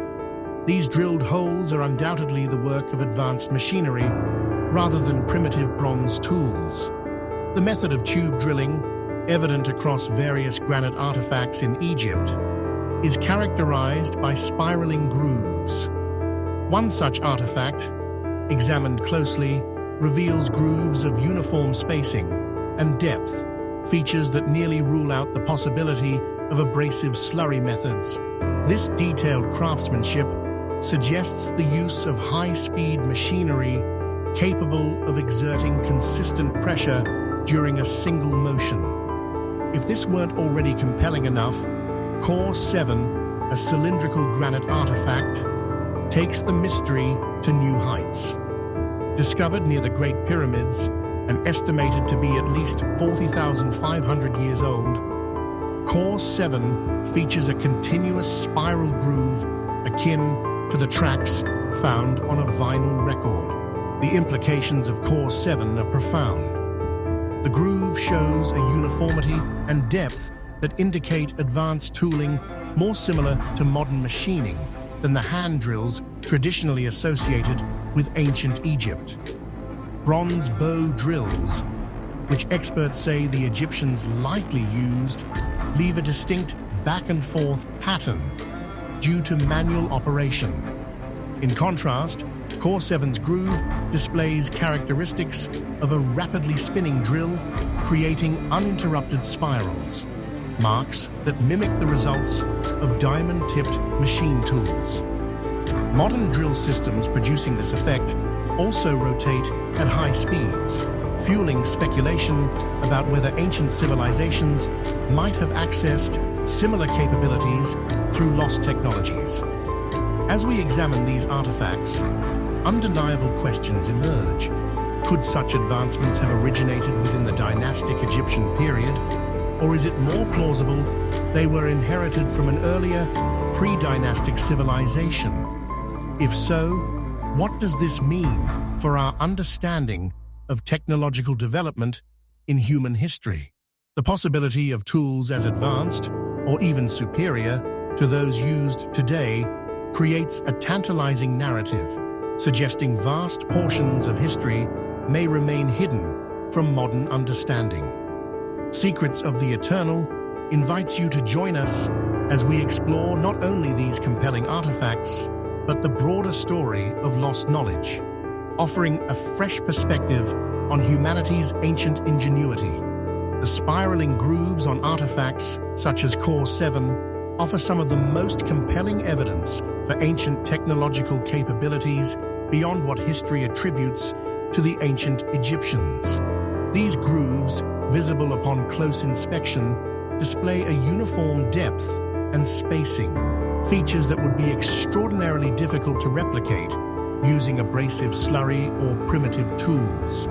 Adding to the mystery is the fact that the holes, which intersect at various points, maintain this consistent groove pattern throughout. This type of intricate craftsmanship strongly suggests the use of high-speed tools with remarkable precision. The discovery of Core 7, estimated to be at least 4,000 years old, further highlights this enigma. The continuous spiral groove on the granite core bears a striking resemblance to the grooves found on a modern vinyl record. Unlike the back-and-forth motion produced by traditional bronze bow drills, Core 7's continuous spiral groove points to a rapidly spinning tool, potentially featuring incredible torque and the use of diamond-tipped machinery. This notion is bolstered by an analysis of the grooves on Core 7, which indicates a drilling force surpassing that of modern power drills. Not only does the constant depth between the spiral turns suggest advanced machining, But the pressure required to achieve such a result on dense granite reveals the presence of sophisticated techniques or materials unknown to us. As Schoch once noted during an analysis, the core was made by a drilling process with greater strength than a modern power drill. What does this tell us? There are no tools of that caliber that we know of. This opens a provocative line of inquiry. Could the Egyptians, or perhaps a yet undiscovered civilization, have possessed technologies or methods comparable to 21st century power tools? Exploring further, we arrive at the enigmatic site of Elephantine Island, known for its stunning collection of granite artifacts.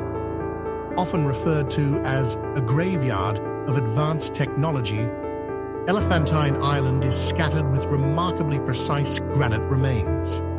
Among them lies an extraordinary granite box, often referred to as a shrine. This artifact features a pointed pyramid-like top that may have housed a benben stone or object akin to those found in Old Kingdom pyramids. Unlike the boxes at Saqqara or the Cairo Museum, this one includes inset edges and a raised platform area inside, hinting at functionality beyond simple ceremonial use. Examining the Elephantine granite box further, the interior exhibits perfectly cut 90-degree angles with incredibly tiny radii in the corners, an ideal that modern machines find challenging to replicate. Around the edges of the piece, we find large tube drill holes, likely used as pivot points for mechanisms. The surfaces and intricate carvings reveal a level of detail unachievable with rudimentary tools. One particularly fascinating feature is the semicircular edging that runs along both the top and the base of the box, seemingly carved from a single piece of granite. This edging, along with the other precision features, underscores the idea of lost, advanced technologies capable of achieving consistent, spectacular results.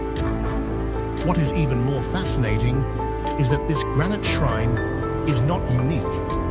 Across Elephantine Island, there are remnants of dozens of such structures, all showcasing similar features. This lends credence to the idea that the island once operated as a sort of manufacturing hub or factory for producing these artifacts in large quantities. Was this a highly organized operation carried out to meet the needs of an advanced society? Or was something more mysterious and cataclysmic responsible for the site's eventual destruction and abandonment? Another mind-bending example of granite work is found beneath the pyramid at Lahun. Here, researchers discovered a tilted granite box resting inside a chamber made of polished, curved granite stones. When measured with modern equipment, this box stunned investigators.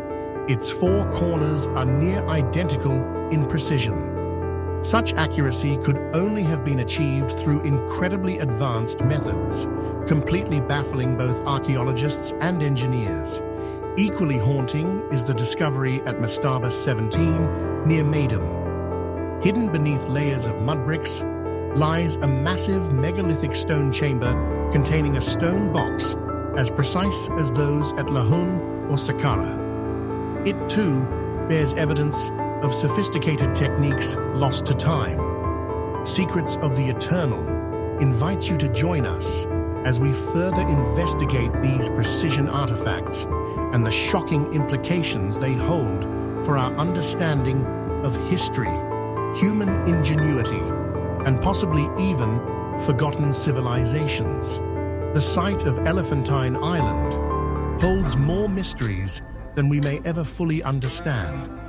This granite altar, featuring intricate carvings and perfect edges, is far from unique. The entire site is littered with partially destroyed artifacts, showcasing the same remarkable craftsmanship, as if this place once functioned as a vast production center. These altars, with their smooth surfaces and precise carvings, seem to echo the qualities of modern manufacturing.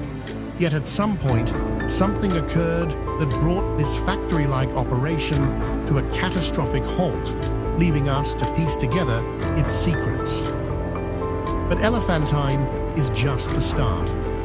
Across Egypt, similar anomalies persist. Take, for example, the tilted granite box discovered beneath the pyramid at Lahoum. Resting inside a chamber of polished curved granite stones, this box stunned researchers with its precision. Modern equipment used to measure its four corners found them near identical, showcasing a mastery of stonework that remains difficult to achieve even today. Then there's the megalithic granite box at Mastaba 17, a crumbling structure located near Maydam. Beneath its layers of mud bricks lies a giant chamber containing a granite box with sharp, flawless corners, crafted from a single piece of stone. The lid alone features rectangular edges and ends adorned with mysterious knobs, further hinting at advanced Stone Age practices. All these artifacts, so precise yet so enigmatic, push us to question their true origins. Were they remnants of an advanced, prehistoric civilization that predated the Egyptians? Could their purpose have been misinterpreted by the Egyptians themselves, who may have used them for simple functions like sarcophagi without recognizing their original intent? Perhaps like us, they had no way of fully understanding the technology or utility behind such monumental creations and merely repurposed them. Moving from granite boxes, we turn our attention to the Abu Rawash staircase. Stretching down into the desert floor near the remnants of Djedefre's pyramid, this staircase was brought to global awareness by the researcher Antoine Gigal. Her exploration revealed a structure unlike any typical Roman well, despite local guides' insistence on this identification.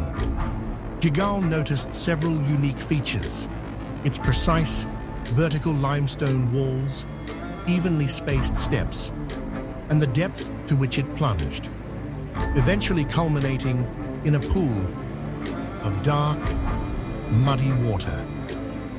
What makes the staircase particularly fascinating is its alignment with the sacred city of Sais, an ancient hub of religious importance. This alignment, along with its architectural resemblance to the Great Pyramid of Giza's descending corridor, implies a significance well beyond simple practicality. Could it be an entrance to an underground network akin to the Serapeum? The regularity and craftsmanship of the steps suggest a construction technique far surpassing that of the Romans and potentially even the dynastic Egyptians. Curiously, no major excavation effort has been conducted to unlock the secrets of this enigmatic structure. Currently restricted as part of a military zone, access to the Abu Rawash staircase is strictly limited. Was this staircase meant for ceremonial use, or did it link to a more extensive subterranean world? Until further excavation takes place, its purpose remains shrouded in mystery, inviting speculation about what lies beneath. Now, turning to another peculiar marvel: the melted stairs found within the Hathor Temple at Dendera. Known for the famous Dendera light carvings, this temple holds yet another puzzle. A set of stairs appears to have melted, their surfaces looking as though they had flowed like wax under extreme heat. What's even more astounding is the stark contrast these warped stairs present against the backdrop of perfectly carved hieroglyphs and symmetrical columns. Some hypothesize that this melting was the result of intense heat applied deliberately, potentially by an advanced technology now lost to time. Others speculate natural phenomena could have caused such a singular effect, though no concrete explanation has been reached. The smooth, undulating patterns of the melted portions suggest the possibility of a knowledge or tool set capable of manipulating stone on a molecular level. Could this be another example of the mysterious techniques used in Egypt's other enigmatic structures? Whatever the origin, these melted stairs remind us that ancient Egypt still holds secrets waiting to be unraveled. Join Secrets of the Eternal as we uncover the stories behind these stairs, the Abu Rawash staircase, and the precision granite artifacts scattered across Egypt, exploring their implications for lost technologies and forgotten civilizations. The mysterious melted stairs of the Hathor Temple at Dendera are a striking anomaly amidst the otherwise immaculate carvings and balanced architecture of the site. These stairs, appearing as if softened and reshaped by heat, contrast dramatically with the surrounding columns and hieroglyphs. Theories attempting to explain this phenomenon diverge widely. Some speculate that this melting was the result of an intentional process involving advanced methods lost to history. If true, this would suggest that the ancient Egyptians, or another unknown civilization, possessed techniques capable of reshaping stone with precision, either via intense heat or some form of chemical manipulation. One particularly intriguing hypothesis posits that a chemical agent, possibly applied with detailed understanding of chemistry, was used to temporarily soften the stone, enabling it to be molded before solidifying again. This idea hints at potentially groundbreaking insights into the ancient manipulation of materials. On the other hand, more conventional theories lean toward natural explanations. Proponents argue that these melted stairs may simply reflect deformation caused by centuries of use, wear, and erosion. Traveled by priests, pilgrims, and visitors over thousands of years, the stairs might have gradually worn down into their current unusual appearance. This combination of environmental wear and tear, paired with heavy foot traffic, could mimic the surreal effect of stone melting. However, this explanation, while reasonable, fails to account for the striking fluid-like texture of the steps, leaving room for speculation. As we shift our focus from Dendera to the site of Abu Ghurab, we uncover yet another layer of mystery tied to ancient technology and precision. Often overshadowed by the awe-inspiring Giza Plateau, Abu Ghurab emerges as a fascinating yet underappreciated archaeological site. At the heart of its intrigue are massive stone basins or bowls that provoke questions about their purpose and the technological skill required to create them. Mainstream Egyptologists often theorize that these bowls were used in sacrificial rituals to collect animal blood, with channels carved into the flooring to direct the liquid flow. However, no DNA evidence has ever been found to substantiate this claim, and the positioning of the drainage holes presents an additional problem.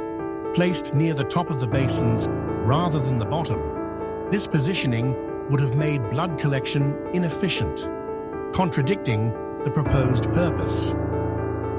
What really sets these bowls apart is their extraordinary craftsmanship. Hewn from travertine, the basins showcase precision beyond what is expected of the tools conventionally believed to have been available to the ancient Egyptians. The drilled holes in the basins reveal oval shapes rather than perfect circles, a detail suggesting the use of advanced or specialized drilling equipment. Smooth finishes and sharply defined edges on some surfaces contrast with rougher, unfinished textures elsewhere, further emphasizing evidence of machining. Intriguingly, additional marks observed on sections of the smooth travertine surfaces appear to be intentional and reveal sophisticated production techniques. One of the more provocative theories surrounding these basins ties their unusual shapes to modern acoustic technologies. Researcher Alex Putney has explored this idea, suggesting that the bowls were not merely decorative or ceremonial, but components of a system designed to harness acoustic energy. Their shapes have been compared to elements used in sonic levitation experiments in modern physics. According to this theory, the basins, when resonated at specific frequencies, could facilitate levitation or influence matter in a way that aligns with advanced principles of acoustics. If true, the implications are astonishing. These basins might have performed functions tied to energy manipulation or scientific experimentation far removed from the ritualistic explanations typically ascribed to them. Was Abu Ghurab a center for such enigmatic technologies? And if so, how did the knowledge behind this technology arise? Or perhaps, where did it come from? Currently, the idea remains speculative but compelling, particularly since the precision observed in these artifacts aligns far more closely with advanced engineering rather than primitive craftsmanship. Whether these bowls held sacrificial blood, helped manipulate sound waves, or had entirely different practical applications, the reality of their construction continues to defy conventional explanations. Secrets of the Eternal invites you to join us as we investigate these artifacts further in pursuit of the truths and mysteries that reside just beneath the surface of ancient Egypt's stories. The advanced precision of the bowls at Abu Ghurab continues to fascinate researchers, offering tantalizing clues about their possible purpose and the methods behind their construction. The oval holes, rather than perfect circles, suggest the use of advanced or specialized drilling techniques unknown to modern archaeology. Compounding the mystery are their surface finishes, ranging from exceptionally smooth and polished areas to sharply defined edges, all of which contrast with the rougher textures visible on other parts of the same artifacts. These details, along with additional machining marks, point to an advanced production process, possibly involving tools or technologies far removed from what we associate with ancient Egypt. One particularly compelling theory ties these bowls to resonant frequencies. Researcher Alex Putney has proposed that the bowls were not merely ceremonial or decorative, but key components in a system designed to harness acoustic energy. According to this theory, striking or activating the bowls acoustically could generate specific frequencies capable of influencing matter or even facilitating levitation, a process currently understood only in theoretical modern physics. If true, their presence at Abu Ghurab hints at technologies or applications far ahead of their time, rooted in principles of sound and energy that we are still uncovering today. But the bowls are not the only anomalies at Abu Ghurab. Scattered across the site are fragmented granite columns, some still showing remnants of pigmentation, others marked with strange cuts and grooves. Certain stones, when struck, produce resonating tones, leading some to speculate that sound itself may have played a role in the site's overall function. Tube drill holes, features frequently associated with precision machining, are also present, as are marks strongly resembling those created by large circular saws. Adding to the intrigue are the seashells embedded in certain areas of the site, raising significant questions about the true age of Abu Ghurab and its ancient environment. One of the most striking structures at Abu Ghurab is a massive multi-block creation referred to as the Hotep. Composed of 5 enormous blocks, geologists speculate that they originate from a distant quarry, possibly as far away as Turkey. This raises questions about how such massive blocks were transported across such vast distances. The Hotep itself displays unmistakable evidence of tube drilling. Striations and overcuts mark its corners, while its surface is polished to an extraordinary degree. Of particular note is the capstone located at the structure's center, which features circular saw marks, a feat impossible to achieve with primitive tools. Mainstream Egyptology describes the Hotep as an altar within what they classify as a sun temple. Yet alternative theories propose something even more fascinating. Some researchers believe that beneath the capstone lies a shaft leading to a subterranean passage that possibly connects to Giza, miles away. From higher points on Abu Ghurab, one can see subtle circular formations in the sand nearby. These indentations, visible for centuries, have led to speculation that significant buried structures or channels lie beneath the surface. Such theories suggest a vast complex, intricately tied together, destroyed by catastrophic force. The ruined and scattered granite blocks across the site seem to testify to such a cataclysm, leaving only fragments of what might have been part of a sophisticated ancient system. Shifting from Abu Ghurab to Abydos, we encounter another striking enigma, the so-called Abydos hieroglyphs. Found in the Temple of Seti, this discovery has ignited heated debates within archaeology and beyond. While examining a wall panel during restoration, Egyptologist Dr. Ruth Hover uncovered something extraordinary. Part of an overlaying plaster panel with standard Egyptian hieroglyphics had crumbled, revealing an older set of carvings beneath. What this older panel displayed has sparked intense scrutiny. Figures that some argue depict advanced technology resembling modern machinery. Among the figures is one strongly resembling a modern helicopter, complete with a defined cockpit and rotor blades. Adjacent to it are depictions of what appear to be a streamlined water vessel, a submarine, and an aircraft with a defined rudder. How could such familiar shapes have appeared in a temple built thousands of years ago? Are these the results of overlapping hieroglyphic carvings coincidentally forming these images?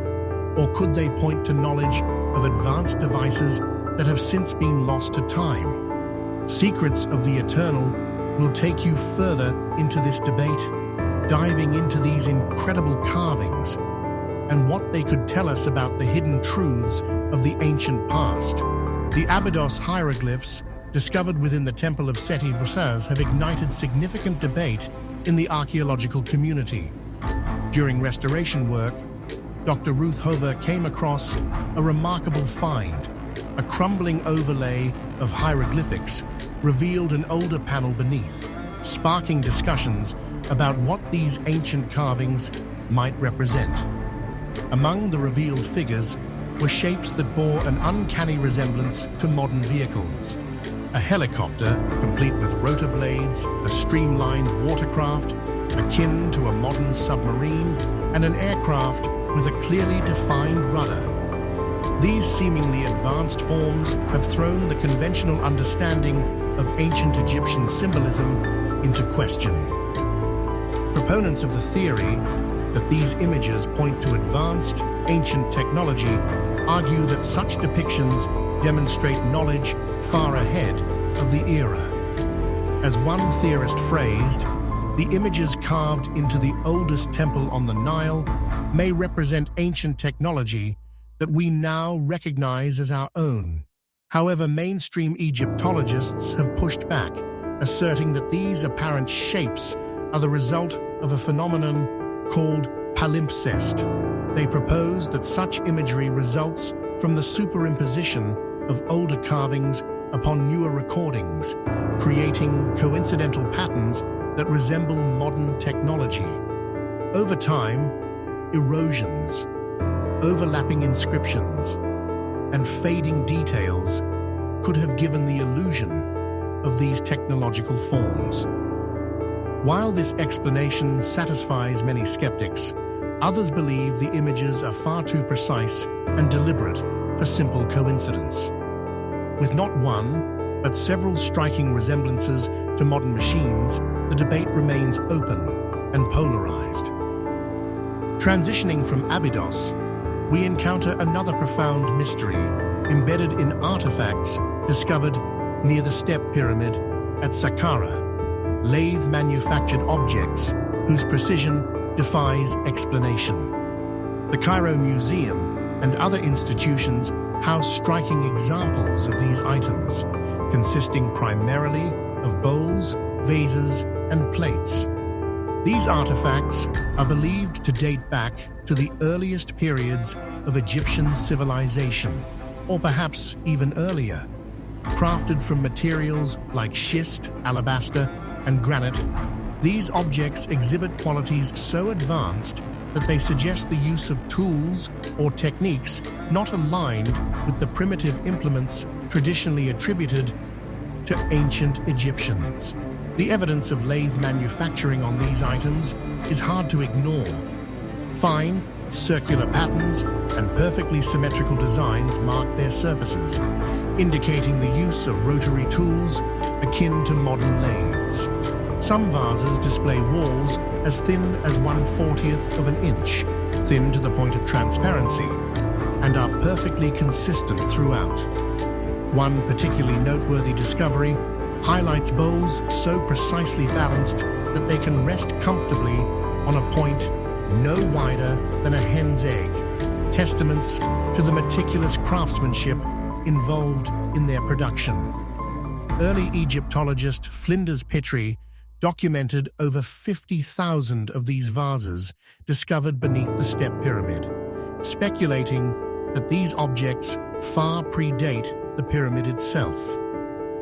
What makes these artifacts particularly intriguing is their concentration within the Step Pyramid complex. Scholars question whether the pyramid served as a storage site for these objects, possibly from an older, advanced civilization. Later Egyptians, who may not have fully understood their origin or purpose, might have added crude inscriptions to repurpose and preserve them within their cultural context. This loss of specialized knowledge, evident in the fact that such sophisticated works were mostly absent in later Egyptian periods, suggests that technological regression occurred over time. Advanced scanning technologies in recent years have provided further insights into these artifacts. Microscopic grooves on their surfaces confirm consistent patterns, pointing toward advanced machinery capable of incredibly fine detail. Such findings starkly contrast with the narrative of bronze or copper tools typically associated with early Egypt. The durability of the materials, granite, and even the brittle schists, underscores the implausibility of these artifacts being crafted without high-speed, specialized tools. Were these tools inherited remnants from a forgotten time, or could they signify a shared technological advancement with other enigmatic ancient societies? As we piece together these mysteries, we're left with compelling questions about the cultures who created these objects. Were they the Egyptians, or does the evidence point to inheritance from a yet undiscovered prehistoric civilization? Secrets of the Eternal invites you to join us on this fascinating journey, where advanced craftsmanship meets the arcane, and every discovery challenges the boundaries of what we know about human ingenuity. The collection of over 50,000 lathe-manufactured vases discovered beneath the Step Pyramid highlights not only their extraordinary craftsmanship, but also the enduring mysteries behind their creation and significance. Examined closely, these artifacts reveal levels of symmetry and precision that are difficult to explain with traditional understandings of early Egyptian tools and techniques. Some of these vases are so finely balanced that they can rest on a point as small as a hen's egg, a feat requiring advanced engineering principles. Their thinness is particularly remarkable, with walls as delicate as 1/40th of an inch, as documented by pioneering Egyptologist Flinders Petrie. It's no wonder that these vases are often seen as relics inherited from an earlier, possibly prehistoric civilization. Recent advancements in technology, like CT scans, have given researchers new ways to probe these ancient artifacts. Using structured light and X-ray imaging, channels like Uncharted X have provided astonishing insights into their fabrication. For instance, the flatness of a vase lip was revealed to be within 0.003 of an inch of perfection, a level of precision usually associated with modern aerospace industries. Beyond that, the cylindrical mouth of the vase was found to be aligned with its top to within 1/1000th of an inch. The circularity of the vase was measured at just 13,000ths of an inch from perfect, showing unparalleled craftsmanship for an object estimated to be at least 5,000 years old. Such accuracy brings into question whether these items were handcrafted with primitive tools, or if they were products of advanced machinery and techniques that modern archaeology has yet to uncover. Shifting our gaze from the Step Pyramid to another ancient marvel, the Giza complex, we are confronted with even more astonishing indications of technological sophistication. The Great Pyramid of Giza stands as one of humanity's greatest architectural achievements, yet its construction methods remain an enduring enigma. Approaching the pyramid, evidence of advanced technology becomes apparent even before stepping inside. Basalt blocks surrounding the pyramid's base feature vertical marks that resemble machine-cut lines. Basalt, a dense and durable volcanic rock, is not native to this area, and the intricate vertical striations visible upon these stones suggest the use of saw-like tools capable of cutting with remarkable precision. Further analysis of the basalt blocks reveals additional intriguing features, such as remnants of curved cuts. These exhibit a level of complexity, suggesting the potential use of giant circular saws, a radical departure from the simple copper tools and abrasive techniques typically attributed to ancient Egyptians. The size and precision of the cuts challenge the traditional narrative, hinting at possible machinery and techniques lost to history. This raises a perplexing question. Were these marks the legacy of a previous civilization with advanced machining capabilities? Moreover, remnants of molten granite and exotic discolorations near the second pyramid extend the mystery. Channels carved out of limestone led from the pyramid toward the Sphinx, carrying intriguing sections of molten granite flowing through them.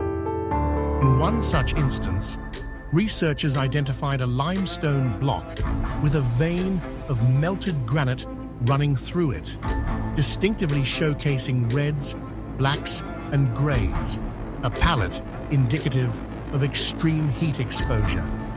This discovery defies explanation, using traditional construction theories, prompting many to speculate whether an as-yet unknown process or event could have caused these extraordinary phenomena. In addition, burnt and charred surfaces of granite and limestone in these surrounding areas suggest exposure to intense heat far beyond what the tools or fires of ancient Egypt could create. Some have posited that these could mark the remnants of a catastrophic ancient event, or perhaps technologies capable of generating such temperatures. What processes could have caused these anomalies? An attempt to manipulate the materials, or a natural event witnessed and chronicled by Egypt's builders? As we continue to explore the Giza complex, the challenges to accepted historical narratives grow ever more glaring. From advanced machining marks to signs of molten rock, These findings push us to reconsider who the builders of the Giza pyramids might have been, and whether they had access to knowledge and tools that modern archaeologists are only beginning to imagine. Secrets of the Eternal invites you to delve deeper into the mysteries of this unparalleled site, uncovering new chapters in the story of human ingenuity and lost civilizations.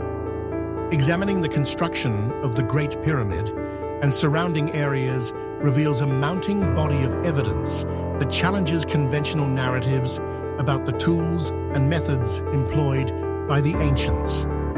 Particularly fascinating are the vertical, precise lines observed on basalt blocks near the pyramid's base.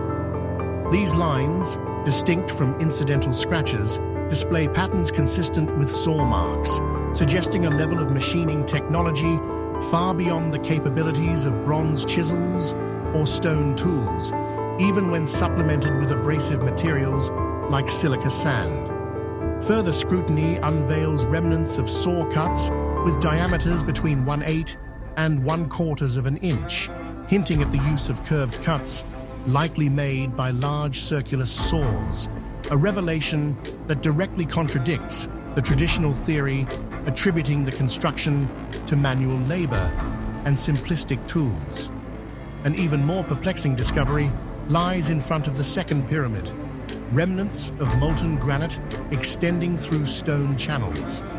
A particularly striking limestone block carries a channel of liquefied granite flowing through it, vividly showcasing an array of colors, shades of red, black, and gray, that point to exposure to extreme heat.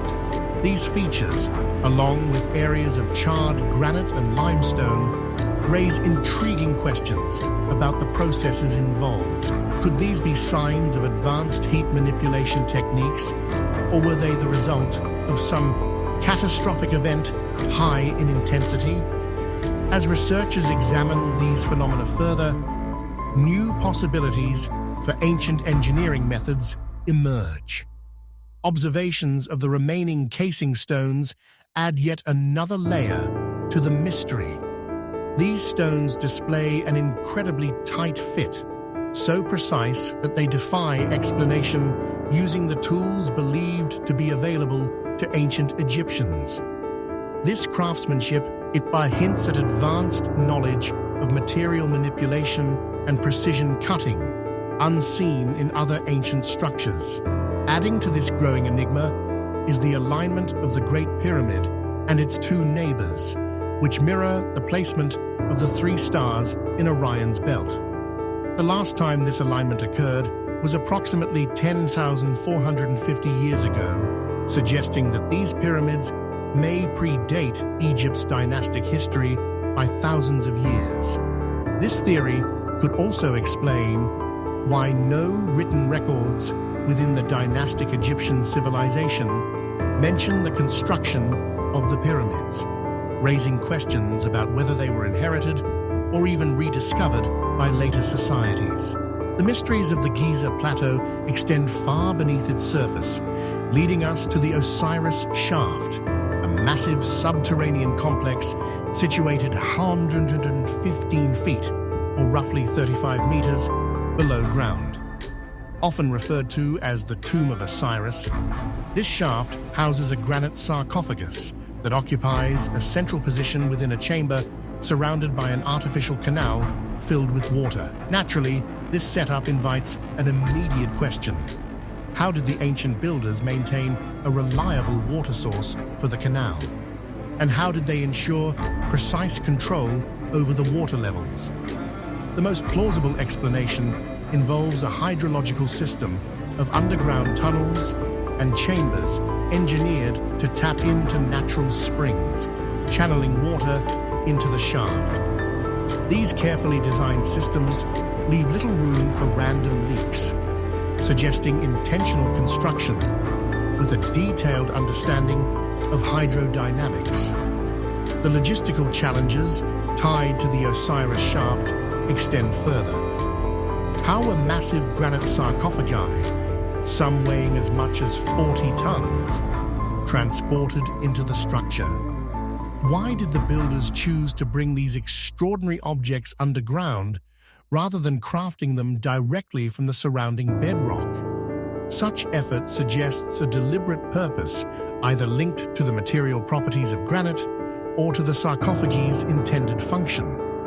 Intriguingly, among the sarcophagi lies one made of dahite, an extraordinary material absent from Africa and distinct from every other known Egyptian object. Dacite's rarity and the fact that it is not native to the region raise profound questions about its origins. Transporting a 40-ton object made of dacite across vast distances, conceivably from the Mediterranean or beyond, reflects both monumental effort and a strong attachment to its use. Was it ceremonial, technological, or something entirely beyond modern understanding? The mysteries of the Giza Plateau, including the Osiris shaft and the molten remains around the pyramids, defy traditional theories and force us to seek deeper truths. Secrets of the Eternal invites you to explore these subterranean enigmas and their implications for a forgotten epoch of advanced engineering and innovation. The intricate underground workings of the Osiris shaft tell a story of unparalleled engineering for its time. The theory that water is channeled deliberately into the shaft through a concealed system speaks volumes about the sophistication of the ancient builders. Without the possibility of random leaks due to the surrounding solid bedrock, it becomes evident that the water flow was no accident, but likely a key component of a carefully designed system. Yet the question remains, why go to such lengths for these structures? And more intriguingly, how were massive granite sarcophagi weighing up to 40 tons transported into such a subterranean space? These sarcophagi also raise other questions. One among them, made from dacite, is especially perplexing. Dacite is a material not native to the African continent, suggesting that this 40-ton object had to be transported across vast distances, perhaps from regions around the Mediterranean. The inclusion of such a material implies not only trade networks, but points to a specific purpose tied to its properties, one that is lost to us today. Advanced dating techniques place the Osiris shaft at least 5,000 years old. This timeline suggests its origins may extend back to pre-dynastic periods, possibly linking it to an epoch of advanced engineering and cultural sophistication that preceded the well-documented history of ancient Egypt. Shifting back to the Great Pyramid of Giza, we are met with yet more astonishing feats of precision. The pyramid is not only the most accurately aligned structure ever built, but faces true north with a margin of error of just 3/60th of a degree. At the time of its construction, this alignment was exact as the North Pole's position slowly shifts over millennia. Even more astounding is the pyramid's global placement. It sits at the intersection of the Earth's longest east-west parallel and north-south meridian that cross the most land, making it the planet's geographic center of terrestrial mass. Achieving such precision without modern instruments speaks to a deep understanding of astronomy and geography. How the pyramid's builders determined these coordinates is an enduring enigma. Did they rely solely on star observations, or did they possess tools and methods unknown to us? Even the pyramid's architectural choices seem imbued with intentionality, extending beyond mere utility or symbolic grandeur. During the spring equinox, for example, the sun aligns perfectly over the Great Pyramid so that no shadow is cast. Such knowledge of equinoxes and solstices reflects a profound connection to celestial movements and suggests the builders incorporated these alignments deliberately into its design. Adding another fascinating dimension, the acoustic properties of the pyramid, particularly within the king's chamber, captivate researchers. Constructed from enormous blocks of dense red granite, the chamber harnesses sound in unique ways, producing profound resonance effects. When vocalizations or other sounds are made within the chamber, they reverberate longer than expected, amplifying the sound and adding a resonance both striking and enduring. This isn't merely an acoustic quirk, but appears as if it were a deliberate feature of the design. Researchers like Yusef Aouyan, a specialist in acoustic resonance, along with Brian Forster, have demonstrated that the King's Chamber resonates at frequencies that feel almost otherworldly. Could the pyramid's architects have intentionally incorporated these properties to enhance specific frequencies for ceremonial, meditative, or perhaps technological purposes? One theory from the 1960s, championed by Edward Kunkel, proposes that the pyramid was an advanced water pump, a notion laid out in his book, Pharaoh's Pump. Kunkel argued that the Great Pyramid was designed to channel water through its interior passages and chambers, utilizing subterranean and above-ground systems to irrigate the surrounding desert. His theory suggests two pumps, one in the subterranean chamber beneath the pyramid, and another aligned with the middle and upper chambers. While this concept remains controversial, it highlights the possibility that Egypt's ancient monuments served practical uses, extending far beyond what traditional archaeology has considered. These revelations collectively challenge the simplistic view of the pyramids as mere tombs, from their precise alignment with earth and sky to their hydraulic and acoustic mysteries. They invite us to investigate further into Egypt's rich tapestry of untold engineering brilliance. Secrets of the Eternal will continue to explore these astounding possibilities, unearthing truths hidden beneath the sands.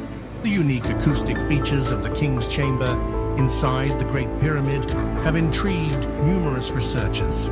Experts like Yusef Aouyan have demonstrated how sound lingers far longer in this chamber than expected, leading some to propose that its design wasn't just incidental. The dimensions and materials of the King's Chamber, constructed entirely from dense, sound-reflecting red granite, may have been deliberately selected to achieve specific resonance frequencies. This suggests a nuanced understanding of acoustics and raises questions about the role that sound may have played within the pyramid. Was this extraordinary resonance used for ceremonial purposes? Did it amplify otherworldly meditative practices? Or could the acoustic properties point to a rarely considered practical application? Amid these questions emerges one of the most groundbreaking theories of pyramid functionality: Edward Kunkel's Pharaoh's Pump. Published in 1962, Kunkel's book proposed a radical explanation for the Great Pyramid's purpose. He argued that the passages and chambers inside and beneath the pyramid were part of a massive hydraulic system, a giant water pump that transported water across the desert to irrigate the land. According to Kunkel's vision, the pyramid contained two pumps, one located in the subterranean chamber beneath the pyramid, and the other operating through the middle and upper chambers. These pumps would use an intricate system of passages and shafts to create pressure, ultimately expelling water through points on the pyramid's north and south sides. This design, Kunkel argued, could sustain Egyptian civilization by harnessing water for agriculture. Kunkel's theory was met with skepticism. Critics pointed to logistical challenges, arguing that his design would require highly advanced mechanisms, including a vacuum system, valves, and some method of combustion to power the pump. Nevertheless, his ideas inspired engineers to revisit the concept with fresh perspectives. While his two-pump system seemed unlikely, some theorized that the pyramid could have employed a simpler hydraulic mechanism, a ram pump. This ancient and effective device uses just two moving parts and the force of gravity to transfer water over distances. Could the Great Pyramid's builders have scaled up this age-old principle to create one of the largest hydraulic systems in history? The location of the Great Pyramid further supports this theory. Researchers have suggested that water could be sourced from the elevated Western Nile or Lake Moeris. Both water bodies, positioned at heights greater than the Giza Plateau, would have been perfect for a gravity-fed system. Some also speculate that the retaining wall once encompassing the pyramid complex may have served as the embankment for an on-site reservoir, storing large amounts of water to power the system further. This perspective also provides an economic rationale for why an immense structure like the Great Pyramid might have been built at such significant expense. With an estimated cost of over $5 billion in modern terms, constructing the Great Pyramid solely as a tomb feels misaligned with the practicality of ancient civilizations. However, if the pyramid served as a water pump, capable of sustaining agriculture and ensuring food security, such an endeavor would represent a high-return investment for an entire civilization. A particularly fascinating connection is made between this hydraulic model of the Great Pyramid and another mysterious site, Zawiat el-Aryan. The so-called unfinished pyramid at Zawiat el-Aryan features a deep subterranean pit that some researchers believe may have been an outflow channel for water pumped from the Great Pyramid. According to this theory, the vast network of chambers, tunnels, and shafts connecting sites across Egypt hints at a coordinated water management system that extended throughout the region. This would not have been a mere construction, but part of a larger infrastructure, supporting the idea that the ancient builders possessed advanced knowledge of hydrology and engineering. If the Great Pyramid was indeed more than just a tomb, everything we understand about ancient Egypt may need to be re-examined. What else might we discover in the subterranean depths around the Giza Plateau and other sites? Secrets of the Eternal invites you to join us as we unravel this intricate puzzle, delving further into the theories surrounding the Great Pyramid and its potential to rewrite the history of advanced ancient civilizations. When considering the monumental effort required to construct the Great Pyramid, with its 2.3 million blocks weighing between 25 and 80 tons each, it becomes almost inconceivable to justify such a project solely as a tomb. Ancient Egyptians, while commanded by powerful pharaohs, were not immune to the practical constraints of resources and labor. Could such a vast endeavor, estimated to have cost over $5 billion in modern terms, truly have been conducted without a more functional purpose? Some researchers suggest that the Great Pyramid, far from being just a tomb, might have served as a colossal water pumping system, essential for sustaining and expanding an agricultural civilization in the heart of the Egyptian desert. Evidence tying the Great Pyramid to such functionality leads us back to Zawiat el-Aryan, a site often described as the location of an unfinished pyramid. However, some theories propose that this so-called unfinished structure functioned as a reservoir, a critical component of the water system driven by the Great Pyramid. According to this hypothesis, the pit's vast, subterranean design hints at a reservoir capable of capturing water pumped from the pyramid itself. Far from an isolated structure, this deep pit may have been part of an intricate hydrological network spanning the Giza Plateau. The water pump theory gained renewed traction in 1999 when marine engineer John Cadman picked up a copy of Edward Kunkel's Pharaoh's Pump in a bookstore. As an expert in hydraulics, Cadman approached the theory with professional curiosity, quickly noting similarities between the layout of the Great Pyramid's subterranean chamber and that of a hydraulic ram pump. His inspection of the subterranean chamber revealed signs of water damage, most notably cavitation marks caused by violent churning water and compression waves striking the ceiling. To Cadman, this suggested not only that the chamber could act as a pump, but that it had actively functioned as one in the past. Motivated by these findings, Cadman embarked on an ambitious journey, designing and building a scale model of the Great Pyramid's subterranean hydraulic system. His first attempts were met with setbacks. Leaks, cracks, and mechanical failures plagued his initial models. Yet, with each iteration, Cadman refined his design, incorporating more precise adjustments until his fourth model successfully functioned as a working water pump. Using water from a nearby river, his model produced clear results, pumping water with efficiency. To Cadman, this was undeniable proof that the Great Pyramid's subterranean chamber was no accident. It had been deliberately designed to operate as a hydraulic ram pump. This success was a monumental breakthrough for proponents of Kunkel's theory. It demonstrated that the subterranean chamber's layout wasn't purely symbolic or ritualistic, but bore practical implications. However, Cadman didn't stop there. Setting his sights on creating a larger and more robust model, he built a concrete-encased pump weighing over 500 pounds. This model, intended to replicate more closely the pyramid's underground conditions, was placed in a seasonal creek with a pond as its reservoir. As the pump activated, Cadman noticed a startling phenomenon. The pump didn't merely move water.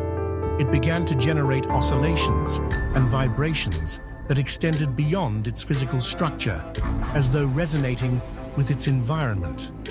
To Cadman, these unexpected results hinted at a broader application of the Great Pyramid's design. Could these vibrations have been used for something more than water transportation? Some theorists have speculated that these subtle oscillations might have influenced the surrounding environment, perhaps generating energy or amplifying natural frequencies within the Earth. This theory aligns intriguingly with the acoustic resonance properties observed within the pyramid's king's chamber. Could the Great Pyramid have served dual purposes as both a water pump and an energy amplifier? As secrets of the Great Pyramid continue to surface, these findings demand a deeper re-evaluation of its role in ancient Egypt's society. Was it simply a tomb, or did it represent a feat of engineering so advanced that it shaped the very survival of an ancient civilization? Secrets of the Eternal will continue to investigate the groundbreaking intersections of science, hydraulics, and architecture hidden beneath Egypt's iconic structures.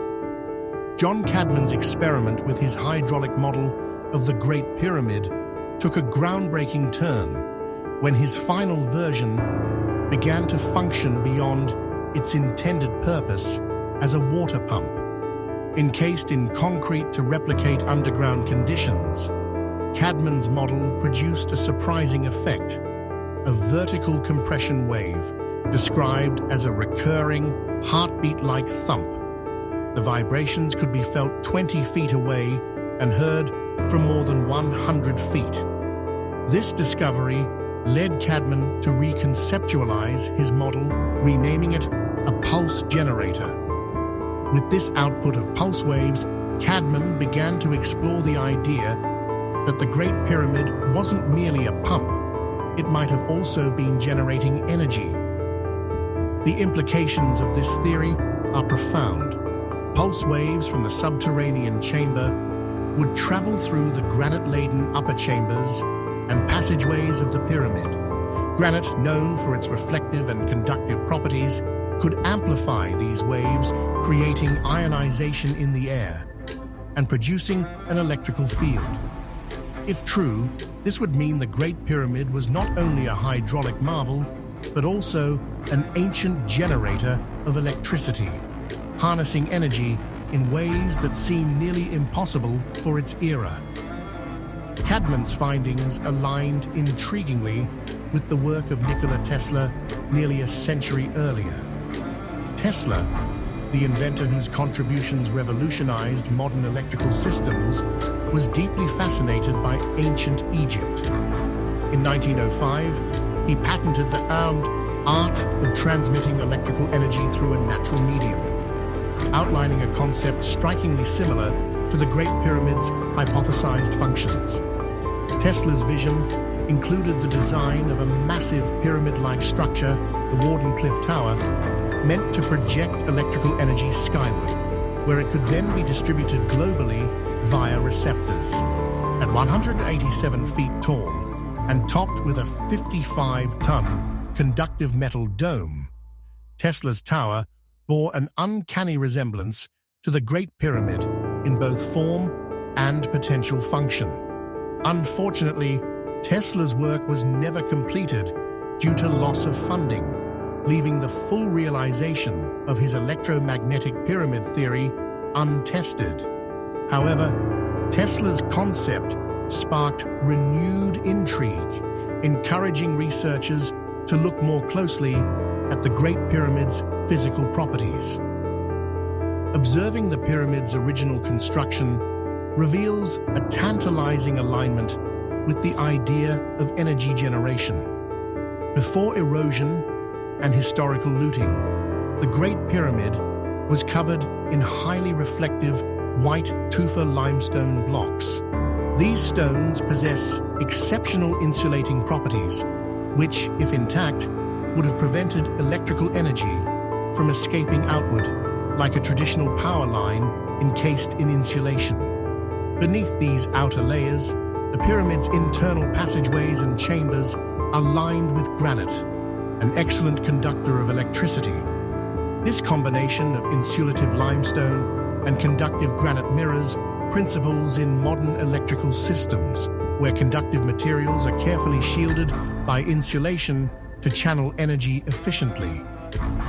Of equal significance is the Great Pyramid's missing capstone, which many believed was originally made of gold. Gold, one of the best conductors of electricity on Earth, would have served as the pyramid's apex, perhaps functioning as an energy transmitter similar to the conductive dome atop Tesla's Wardenclyffe Tower.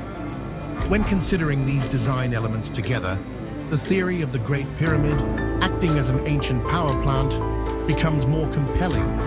The interaction of conductive granite, insulative limestone, and a gold capstone could create a system capable of channeling energy, not unlike a battery or a modern circuit.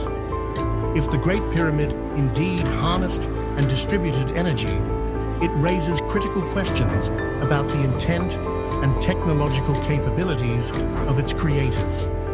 Were they tapping into natural forces inherent to the Earth, as Tesla theorized, or using energy systems that remain hidden from us today? Could this functionality extend beyond practical needs, delving into the realms of spiritual or metaphysical applications? Cadman's research and Tesla's theories push us to reconsider the legacy of the Great Pyramid. Was it merely a tomb, a hydraulic structure, or a sophisticated energy beacon? Secrets of the Eternal invites you to journey further into these groundbreaking theories, uncovering the potential of the ancients to harness power in ways that might reshape not only history, but how we understand energy, technology, and the legacy of human innovation. The groundbreaking ideas surrounding the Great Pyramid as a source of energy have persisted over the years, with new discoveries and theories continually reshaping how we view this ancient structure.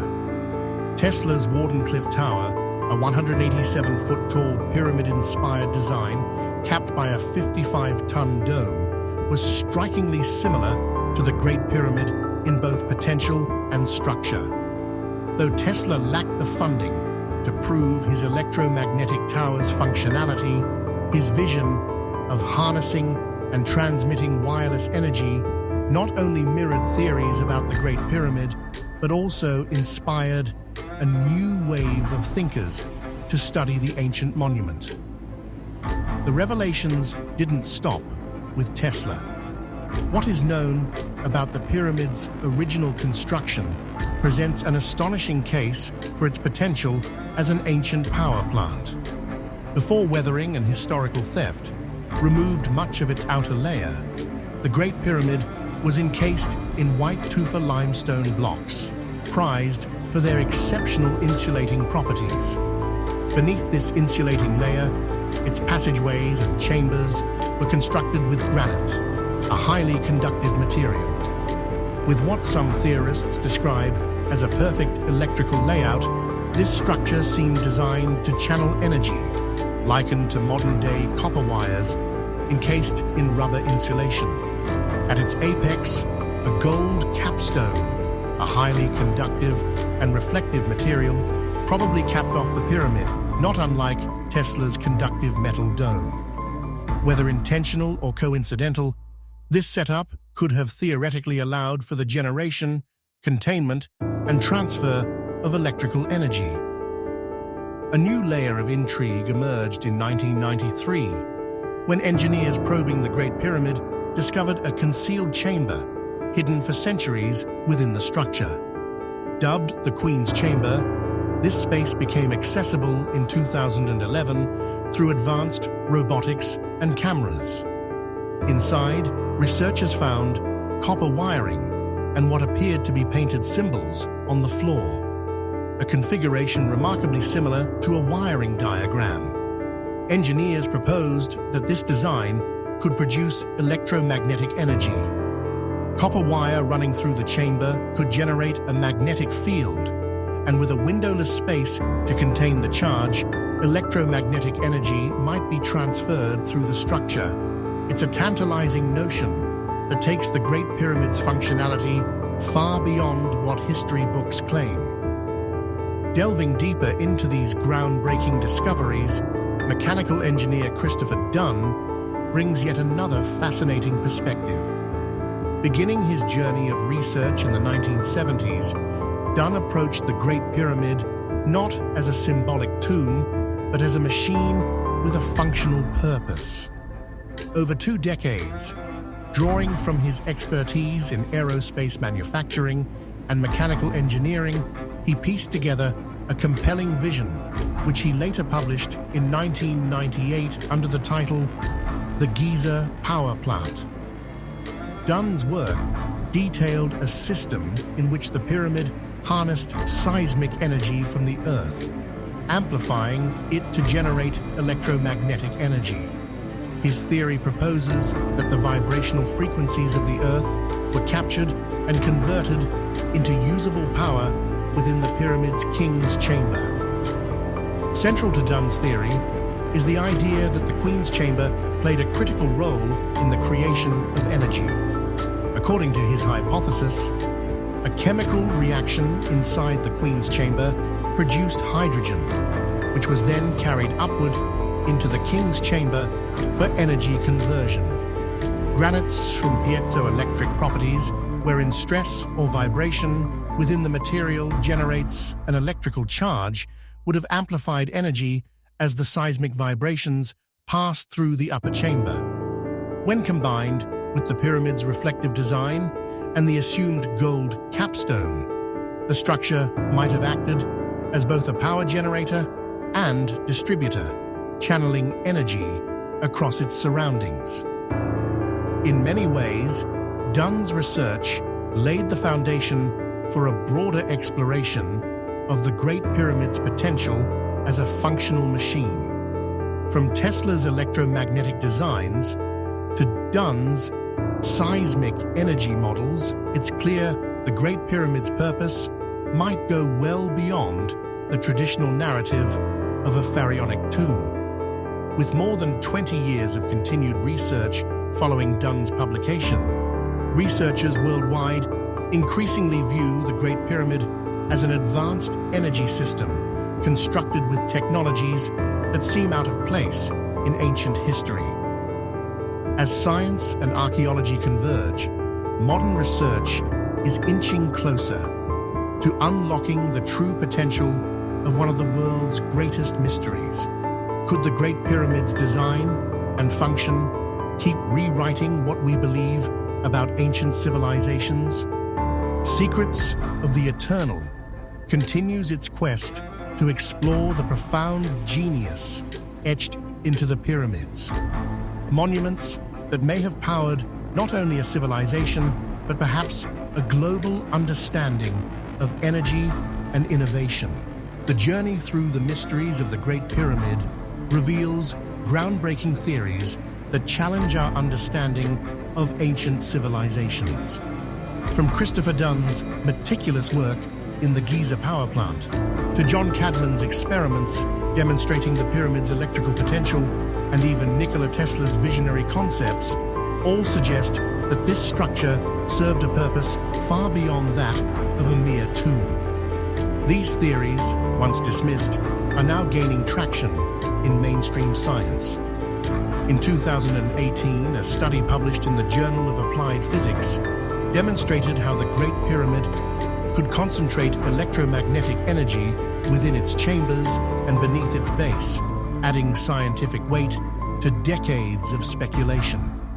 By 2019, the book Giza's Industrial Complex went even further, positing a complex process of water splitting to generate hydrogen, potentially used as fuel. These ideas not only challenge, but actively reshape the narrative surrounding the pyramid's construction and purpose. Yet, this incredible story extends beyond any single monument. As we review the sophistication of Egypt's ancient sites, from the acoustic mysteries of the King's Chamber to the hydraulic enigmas of the Osiris shaft, a compelling theory emerges that the dynastic Egyptians may have inherited a legacy from a civilization far more advanced than we currently acknowledge. This theory doesn't diminish the remarkable achievements of the Egyptians. Rather, it honors their role as preservers and innovators who adapted the knowledge left by their predecessors. Could their awe-inspiring monuments and technological ingenuity reflect the remnants of a civilization lost to the sands of time, one capable of harnessing seismic energy, producing electricity, and manipulating materials with precision tools rivaling those of today? The Giza Plateau, with its intricate network of pyramids, shafts, and subterranean structures, stands as a testament to the possibility that knowledge wasn't developed in linear stages, but instead flowed from a previously unrecorded epoch. The global implications of such a civilization are staggering, raising questions about whether similar legacies are scattered across other ancient sites worldwide. If we consider these structures as artifacts of an interconnected and highly advanced global culture, then Egypt rests at the heart of a narrative that transcends borders, centuries, and scientific dogma. This isn't simply about rethinking timelines. It's about reimagining what humans might have achieved in the distant past, achievements that speak to our shared potential as a species. The questions prompted by these mysteries challenge us not just to look back, but to consider what might lie ahead. If our distant ancestors, working in what we consider primitive conditions, could construct mechanisms capable of producing and transmitting energy, what does that say about humanity's ability to rediscover or even exceed those innovations with the advanced tools currently at our disposal? As this exploration of the Great Pyramid comes to a close, the discoveries we've unearthed are as much about the present as they are the past. They inspire a new wave of curiosity, pushing us to seek truths that might still be hidden beneath the sand, in ancient texts or within unexplored chambers. The debates surrounding the Giza Plateau force us to question what other marvels of our shared history remain misunderstood or undiscovered. They urge us to bridge the ancient and the modern, the mythical and the scientific, and ultimately, the possible and the impossible. Thank you for joining us on this incredible journey. This is only the beginning of unraveling ancient truths and mysteries. If you've been inspired by today's exploration, subscribe to Secrets of the Eternal to ensure you don't miss the discoveries that lie ahead. Don't forget to like this video, share it with fellow truth seekers, and leave a comment below with your thoughts or theories. The past holds the key to our future. Together, let's unlock it. Explore truths and mysteries of the universe, only here on Secrets of the Eternal. Don't forget to like and subscribe.